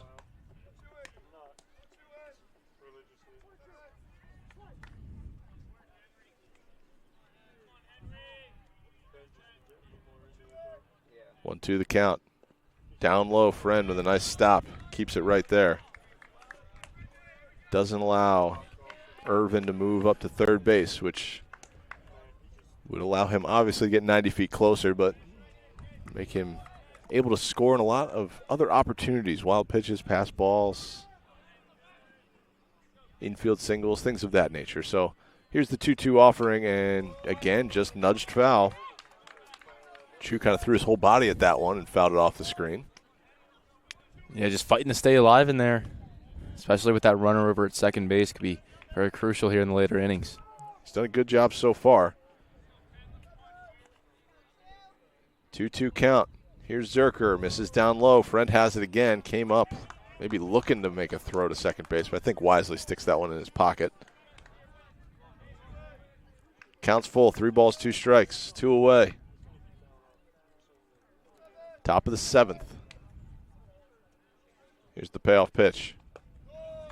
And Chu works a very hard-earned walk. It was a 9-pitch walk getting Chu to first base. That'll turn things over to Snyder, who's homered in this game.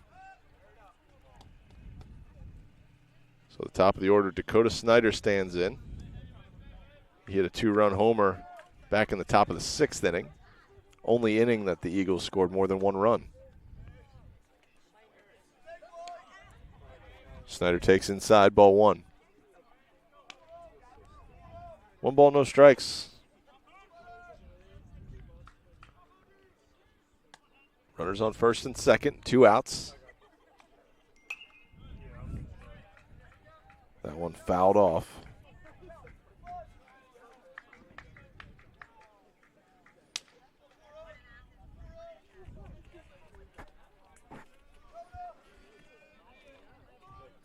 One the count, 2 away.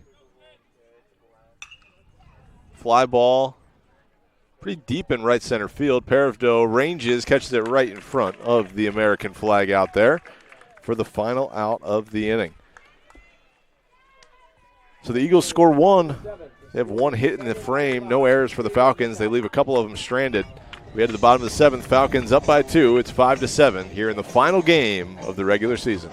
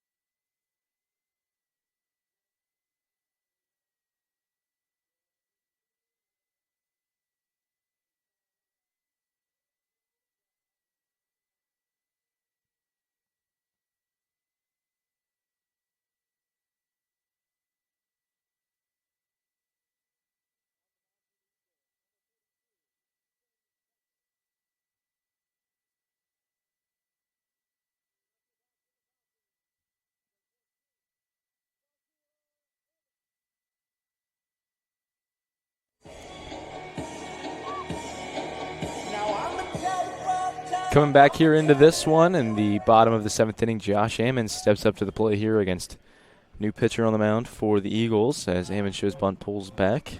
And Ethan Pfeffer is first. Person you'll face, Josh Ammons, shows bunt, pulls it back for strike one. A defensive change as well for the Eagles out there at shortstop. That is Chatram Persward.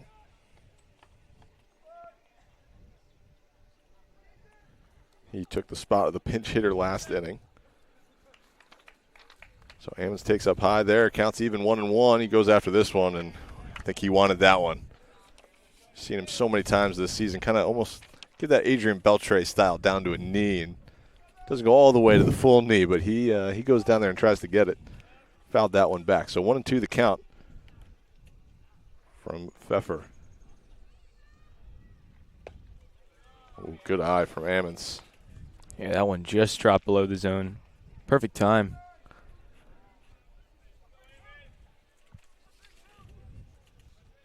Ammons extended his hit streak earlier in this game. It's up to 25 games now. Fouls this one straight back. Count remains 2-2.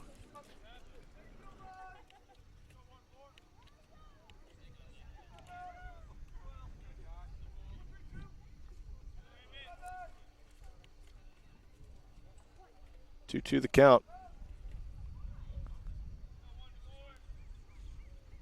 Goes down swinging, and tag is applied at the dish by Irvin for the final out. Oh, excuse me, for the first out of the inning.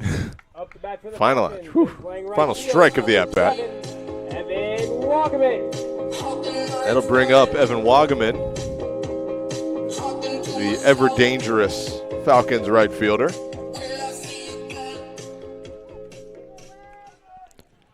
Wagaman came in batting .362. He's already homered today. Goes after this one. High fly ball to right field. Looks like Snyder's got room for it. He can't make the play out there in right field. He was on the move the whole time. Wagaman's going to make the turn. He's going to go for 3, and he's in there sliding with a triple. Snyder was on the move, couldn't make the play out there. Now batting for the Falcons, the second baseman, number 13. First glance, seeing that one go into right field, we know what balls do when they're hit that high out there. And that one just stayed perfectly in down the line. Just gets over the glove. You can see the wind if you're looking at the on the other angle, I guess. You can see the flag kind of moving that way from left to right, and Wagaman going the other way with it. At first, I thought maybe he had a chance to get out of here because balls, as you said, when you hit them up in the air over there, kind of works as a wind tunnel sometimes out to the tennis courts. That one just slid away from Snyder. He just kept running, just couldn't make the play, and now the Falcons have their 8th run of the day just 90 feet away with 1 away. Beard, first pitch swinging on the ground to third base. Play at the plate will not be made. Wagaman is in there safely. Throw was high. Let's get another replay of that here. Juniata fans aren't happy about it. Yeah, it looks like Wagaman got down perfectly in time, right between the catcher's legs, gets his hand in there on the plate. Well, it's nice that we have the replay because Eagles not too happy about that one.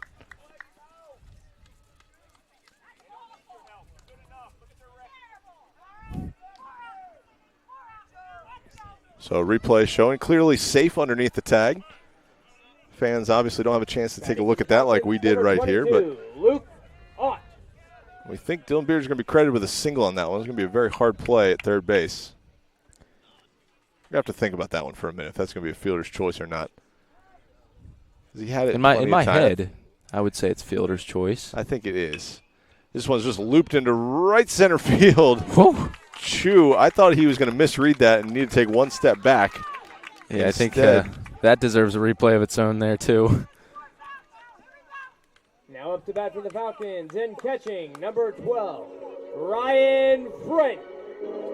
He thought that was just going to stay right in the infield, but just kept sailing a little bit. So Ryan Friend will get his first chance to bat at the dish.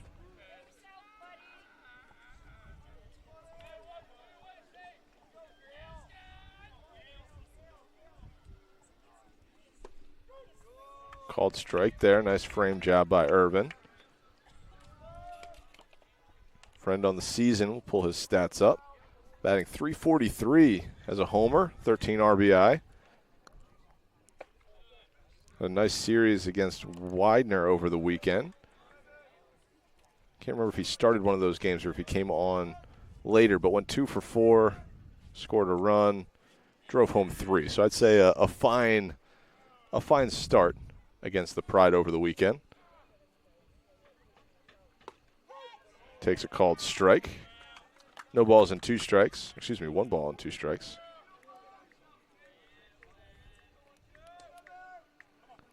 Dylan Beard, the runner at first, reaching on a fielder's choice. Official score changed that one. Beard is off on the play. Slow roller to third, fielded by Johnston, and thrown to first base. And after dropping the pick initially, Warren picks it right back up. In the 7th, your Falcons lead the Eagles of Juniata by a score of 8-5. For the final out of the inning, but the Falcons do score a run thanks to that Evan Wagaman triple, and then the fielder's choice ground out by Dylan Beard. The Falcons are back on the board. It's 8-5 as we head to the 8th. Close one here in Grantham between the Eagles of Juniata and your Falcons.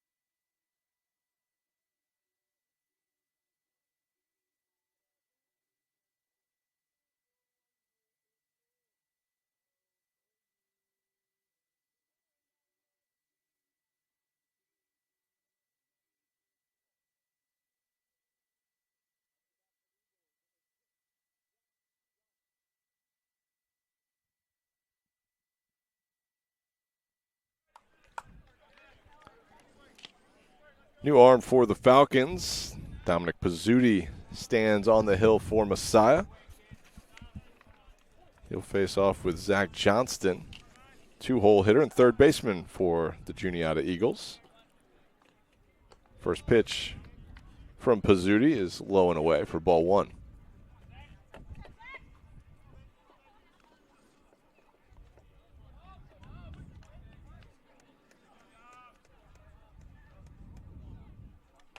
Big swing and a miss from Johnston. 1 ball and 1 strike.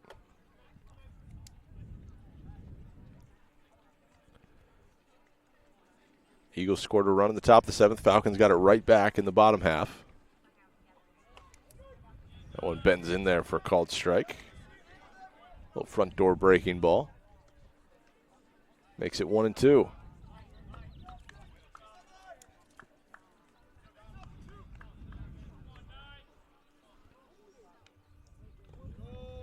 Pizzuti almost got him to chase. Instead, Johnston holds off. It's a 2-2 count.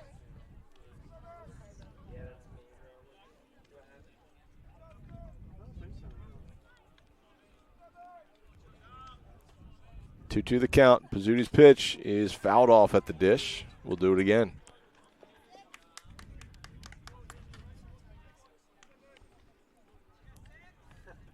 Johnston in the ball game. He's 1 for 2.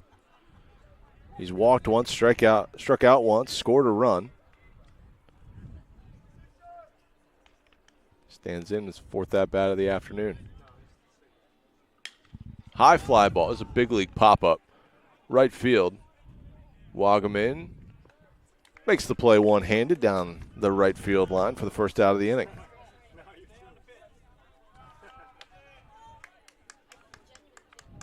Here's Michael Warren, the first baseman.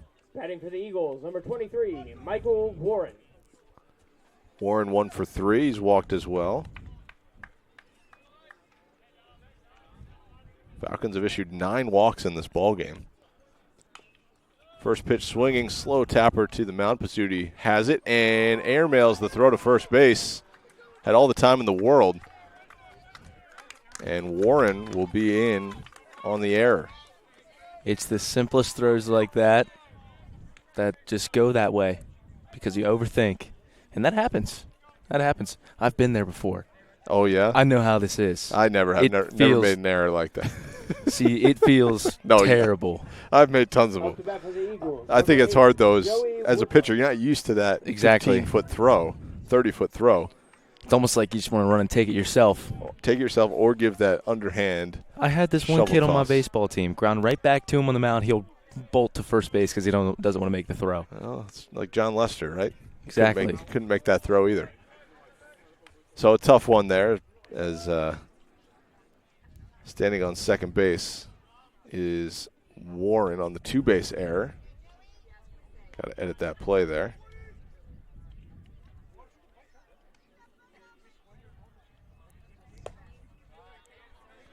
Pizzuti misses up high for ball 1. Runner out second base really doesn't matter at this point. Want to focus on the batter with 1 away. Just get your second out. The righty Pizzuti comes set. Got kind of an open delivery. Got that left foot a little behind the right foot. Misses outside there with that one. 2 balls and no strikes. He's facing Joey Woodrow, the designated hitter right now.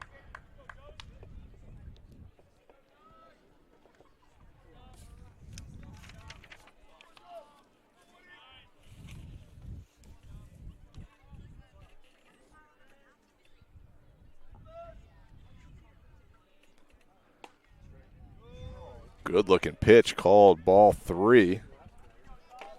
Looked pretty good. Maybe off the inside corner. What do you think, Nate? I think he was just crowding the plate a lot there, so they're going to give it to him. I mean, it's as close as you can make it, I think. We'll check out the umpire scorecard after the ball game. 3 balls and no strikes, 1 away. Pizzuti's pitch is well high for ball 4. That one not close to the zone, and that'll bring up Daniels with runners on first and second. Now the tying run coming to the plate. And Coach Riding's going to come out, have a little chat here with Pizzuti. And rightfully so. This is not a spot, or it is a spot that a lot of trouble can be brewed out of, especially a 3-run ball game. Tying run coming to the plate here, bottom or top of the 8th. So a quick update from the softball field just across the parking lot. Falcons have gotten on the board. They're looking to win their 17th game in a row. Is that right? Yep. They've won 16 in a row. They started they played some tough teams to begin the season, but they've really picked it up over these last few weeks. And you want to be hot this time of year. And Falcons are they're trailing 2-1 right now against Lebanon Valley. It's a non-conference game on the softball diamond. Friend of the Athcom office, Allie Book, with a couple of knocks and an RBI, driving home the only run for the Falcons in that game. Yeah, there are only 2 losses this year in the conference, both coming from Eastern, who leading the conference, whereas Messiah is second. Well, it was one of those in heartbreaking fashion. I think game 2, Falcons were up 3-0 in that game in the bottom of the 7th, and they the Eagles scored 4 runs in the bottom of the 7th. They won 4-3, and now they hold the top seed in the upcoming softball MAC Commonwealth Tournament. Top seed in the upcoming baseball MAC Commonwealth Tournament. Your Messiah Falcons you're watching right now. Falcons have been stellar this season. As Daniels bats here with one away. He takes a called strike. It's 0-2. Yeah, it should be a fun weekend coming up. Semifinal series taking on Spartans, York College. That's right. Falcons 19-2 in the conference. York got him for a game, as did Alvernia. Everybody else, clean sweeps.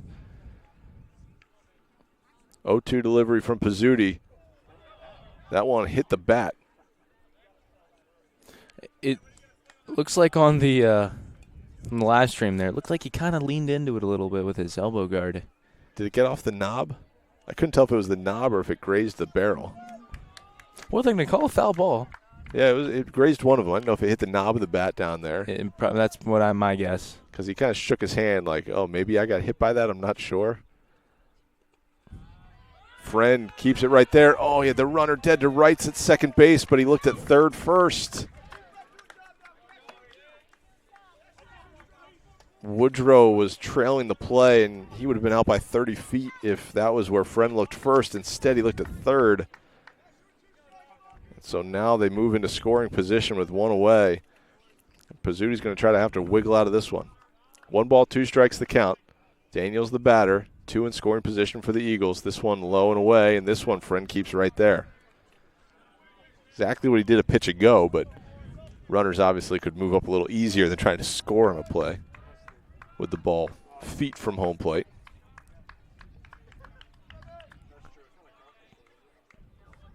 Two the count, 1 away.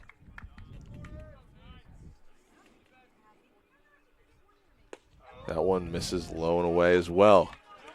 Now 3 balls and 2 strikes. You do have a base. You can put Daniels on first without too much harm. Charlie Bakken will bat next. Bakken on the day, 0 for 1. He's walked a couple of times. We'll see what happens here. 3 balls, 2 strikes. Fly ball to left field. It's deep. Martinez is back. He'll catch it just shy of the warning track. Throw is going to come into third base. So sacrifice fly is successful. But the runner at second, Woodrow, not able to tag and go to third. Batting for the Eagles, number 14. The Eagles are back on the board with their 6th run. Yeah, that was nearly trouble there. Could have easily tied the ball game up on that one swing if it was hit just 15, 20 feet a little deeper. That looks like that'll be it for Pizzuti. We'll have a new pitcher here as Juniata gets one back here. It's 8-6 with a runner on second with 2 away here in the inning.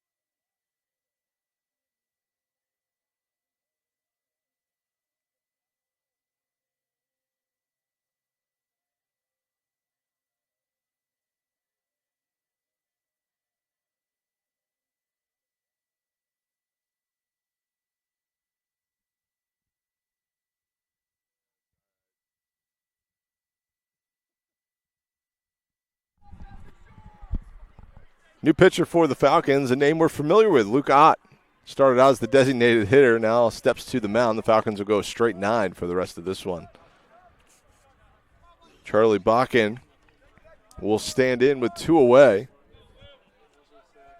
Ott comes in to a save situation right now. Runner on second base, 2 outs.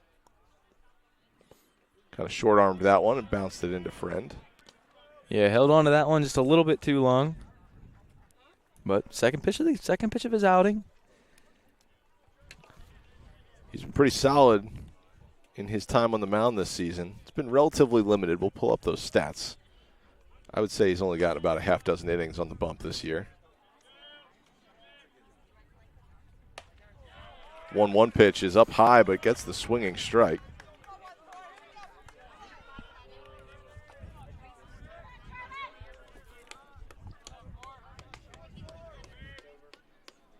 Yeah, I'd say Ott's been pretty good.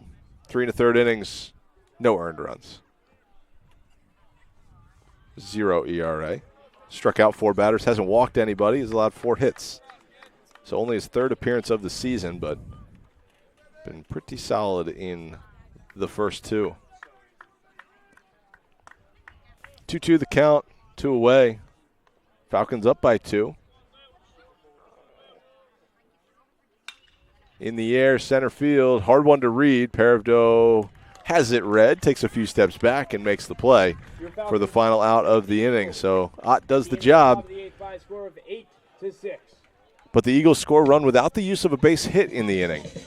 An error, a walk, a couple wild pitches, a sacrifice fly, and all said and done, it's an 8-6 game as we head to the bottom of the 8th inning here on GoMessiah.tv.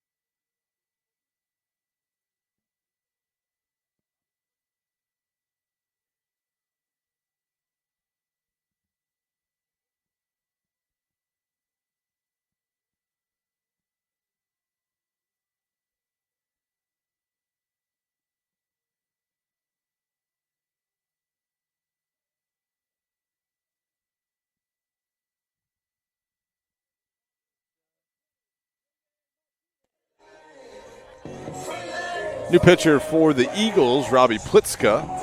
He'll stand in there against David Martinez, Falcons left fielder. Falcons leading this ball game 8-6. Martinez, long fly ball down the left field line. I think it's going to hook foul. And it was gone. Ooh. Cleared the fence by a few feet, but just foul of the left field foul pole. Good looking swing from Martinez, but just a long strike. No balls, 1 strike. Plitzka's offering is up high, ball 1.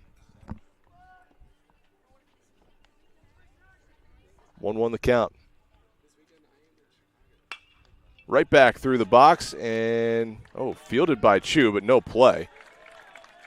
I'm surprised Chu got to that ball as it was hit right back up the middle, but Martinez easily was in there with the base knock. The Falcons, number 11, Nick Moyer.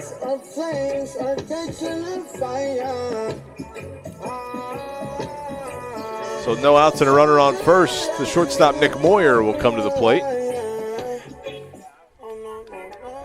against Plitzka.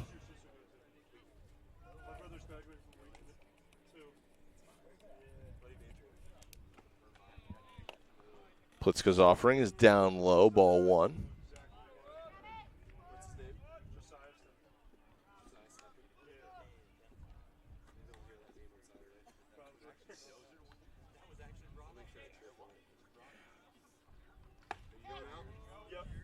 One offering is in there for a called strike. Counts even 1-1.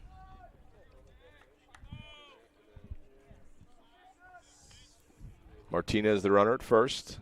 Falcons looking to add a little bit of insurance to their 2-run cushion. Moyer fouls it back. Dustin Eisenach, despite being out of the game, he's chasing down foul balls off the screen. Always working, I guess. You're a catcher. You're just used to moving around.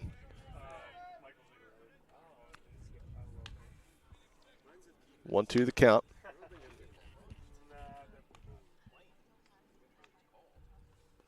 Moyer watches that one down low. Blocked nicely by Irvin. Martinez, he took the extra hop, but I think stayed at first base for the better. Counts even 2-2.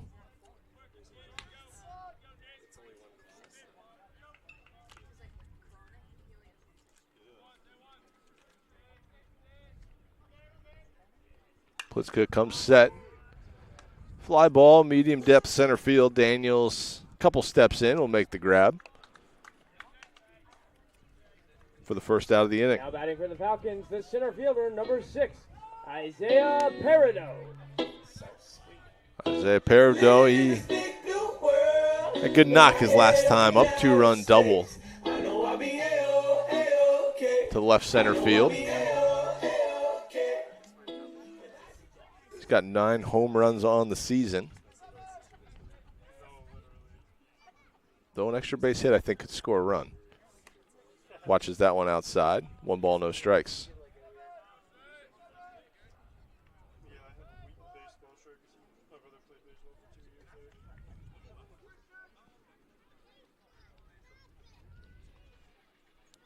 One the count. And a little step off. That'll be his first reset.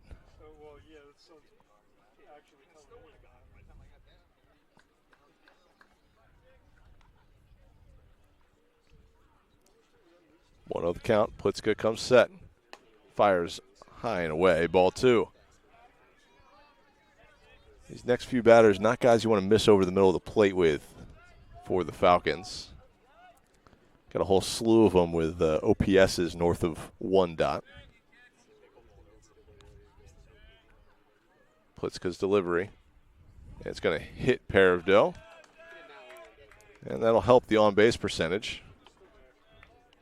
Yeah, catches him just on the elbow there. Falcons, number 1, Drew Hurst.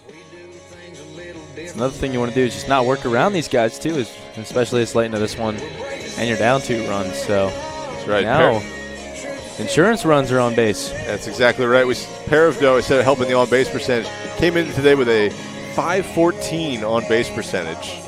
So that's a guy who gets to the plate, and every other time up, he's standing on first base. That is absurd. Or after his 26 extra base hits, standing on a different base. But he's on base nonetheless. That'll bring Drew Hurst to the plate. Hurst, well, I say everybody with a 1 dot OPS. He's at 998 coming into the ball game, and an 0 for 4 days so far. So round up. Here's a guy who's due right now, and he's going to serve this one to left field, and play's going to be made by Bakken on the line out. Ball was hit really hard. That's right. All it needed was a little bit more wind there, which we have none of today. That's exactly right. Very still out here. It's usually extremely windy out at this field. But yeah, I usually lose about 3 or 4 papers each game out here. Today, still got them all. And we're going to have a offensive timeout for the Falcons with Joshua Ammons coming to the plate with 2 away. I think you just jinxed yourself. I'm feeling a gust of wind coming up here in the final frame or so. Well, if you hear papers flying, it's all my fault. All right. So offensive meeting for the Falcons. And I'm not sure exactly what Coach Schallenberger's saying here other than, hey, Josh, hit a double for us. Hit a ball. Hit a ball to a gap somewhere. But we'll see. Maybe the Falcons are putting a little something on here and just talking through the aggressiveness maybe with runners on first and second if a ball's in the gap, trying to score that extra run from first. Yeah, like a 2-run cushion. It's nice, but it's a lot better with 4, even 3. So makes this at bat even bigger. I can't speak right now. For Josh Ammons. It does. Ammons on the day. He's got a 1 for 4, struck out a couple of times, singled through the left side. But kept the hitting streak alive. He has. Hitting streak is alive. The next couple of guys, Evan Wagaman, he's 3 for 3 with 4 runs scored, an RBI and a walk. So he's been your table setter, and that's who stands on deck. So the Eagles, I'm sure they don't want to pitch around Ammons. They're going to go right after him, and so maybe that's part of the message. Hey, Josh, you get a great opportunity here. Go line a ball somewhere. He takes down low for ball 1 from Plitzka. 1 ball, no strikes, 2 away. Ammons watches ball 2. 2 balls and no strikes. Said it a few times. It's an 8-6 ball game. Falcons would love another run or 2 of insurance. Their big inning came back in the 6th. They put a 4 spot up there. Here's the 2-0. Called strike on the outside corner. 2 balls and 1 strike.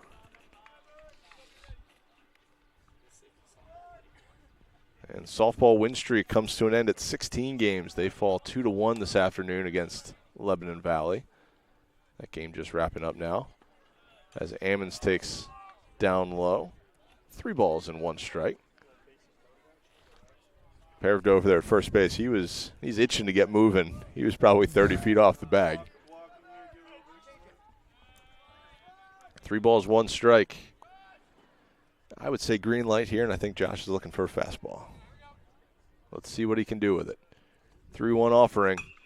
It was the fastball. He's a little behind on it. Didn't get that foot down. Fouls it off into the Falcons' bullpen. 3 balls, 2 strikes. Now the runners will be in motion, and an extra base hit will certainly score Parvdo from first. High intensity moment here. That's right. This is where games are won and lost. 3-2 the count. 2 outs. Josh Ammons at the plate. Woo, fastball high and tight. He goes down to a knee. It misses him, and he will trot to first base. Now batting for the Falcons. Yeah, thankfully that he gets out of the way just in time of that one. But they walk him for a guy who's batting 3 for 3 today with, you said, 4 RBIs? 4 runs scored. 4 runs scored. He's been the table setter for the Falcons. Pinch runner coming in for the Falcons.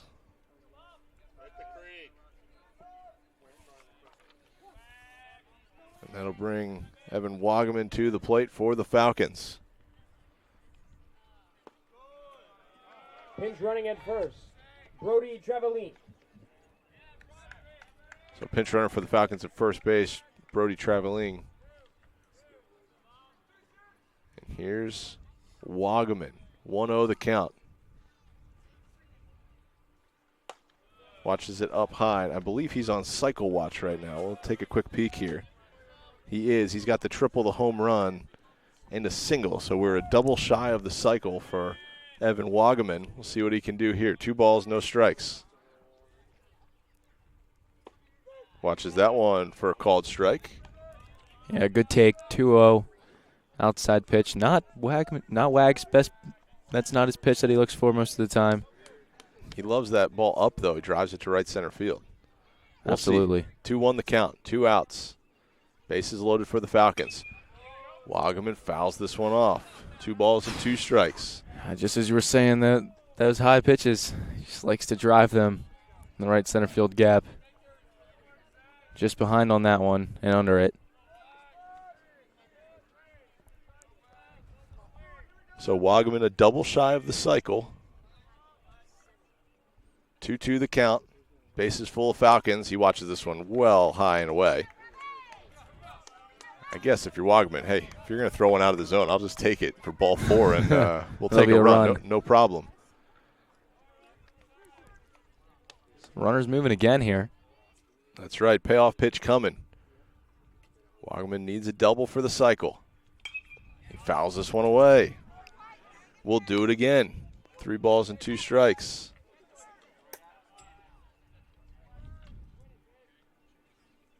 I keep saying double for the cycle just in case we have to clip it for the highlight, and it's just a perfect seamless run.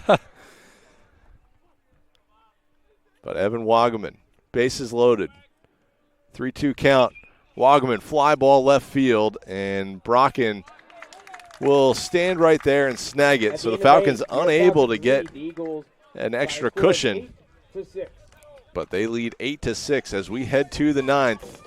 I would guess Luke Ott's going back out there for the Falcons as they look for their 32nd win of the season. We'll see if they can close it out here on GoMessiah.tv.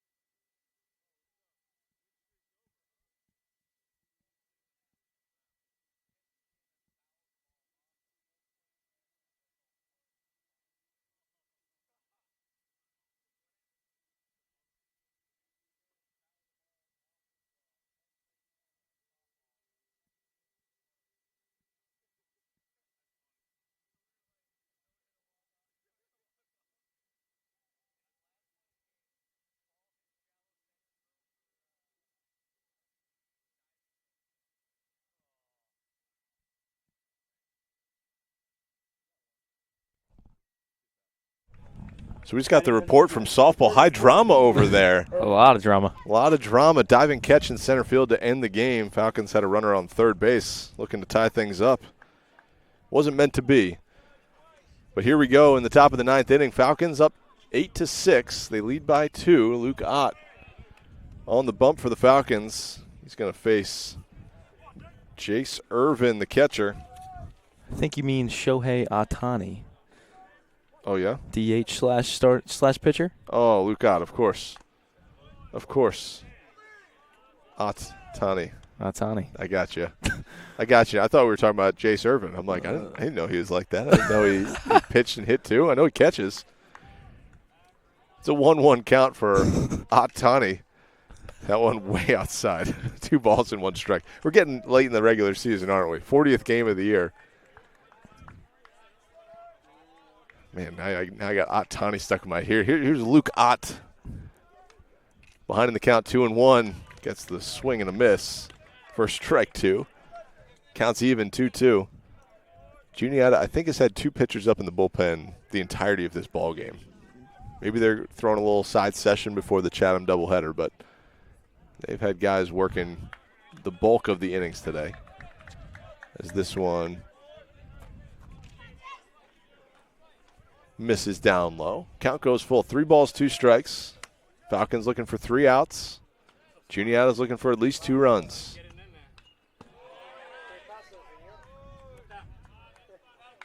Payoff pitch fouled back. Count remains 3-2.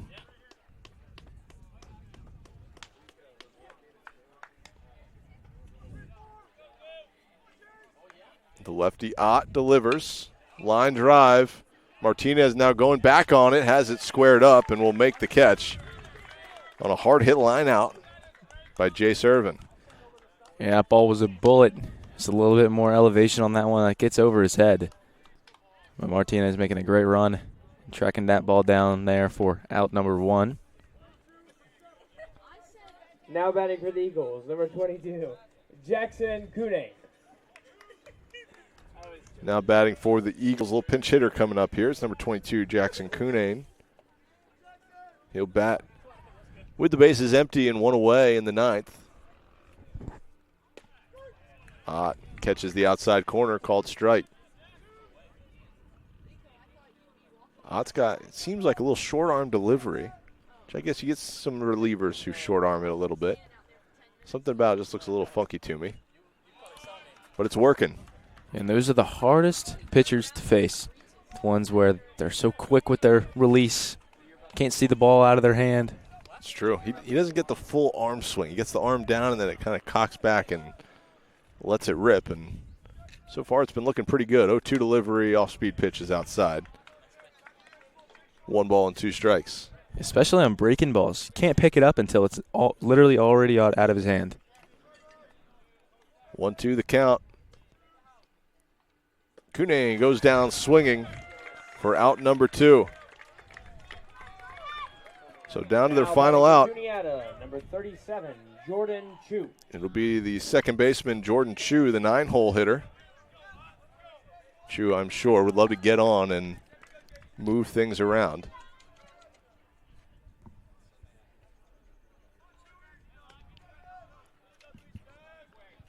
Flip the lineup over. Chu first pitch swinging, fouls it off. He had a great at-bat his last time up. I think he walked on 9 or 10 pitches. Went down, I think he was down in the count 0-2, fought off a number of pitches. Just it's a big-time at-bat. Those are things that don't appear in the box score, but you say, oh, he's seeing the ball well and fighting well, and Friend drops the breaking ball, but ruled to have caught the outside corner, so the Eagles down to their final strike. 0-2 delivery from Ott is a breaking ball, and this one's well outside. Friend reaches for it and grabs it.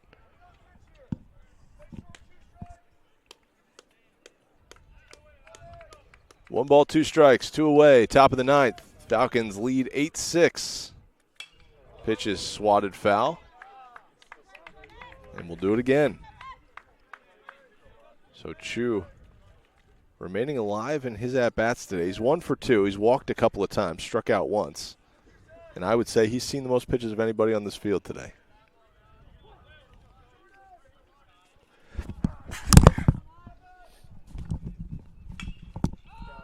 One-two pitch is flied into right field.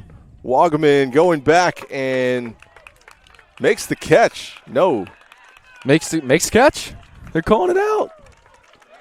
Looks like he dropped it on the transfer, I think. From his glove, too. We'll take it. A lot of confusion there as he clearly picked up the ball afterward, but the umpire signaled out. So I'm guessing on the transfer. I'll be honest, I was sneezing when it happened. I think everybody heard that. Unfortunately, apologies there. The allergies hung in there for just about 9 innings. Little confusion there. Umpires walk off the field, and it's going to be a Falcons victory, their 32nd win of the year. Messiah improves to 32-8 on the season. They're next in action on Friday.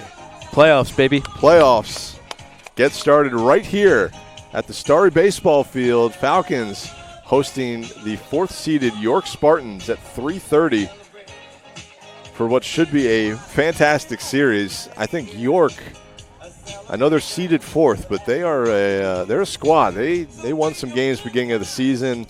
They beat Lynchburg, who is the defending national champs, in their first series of the year down in Lynchburg, Virginia.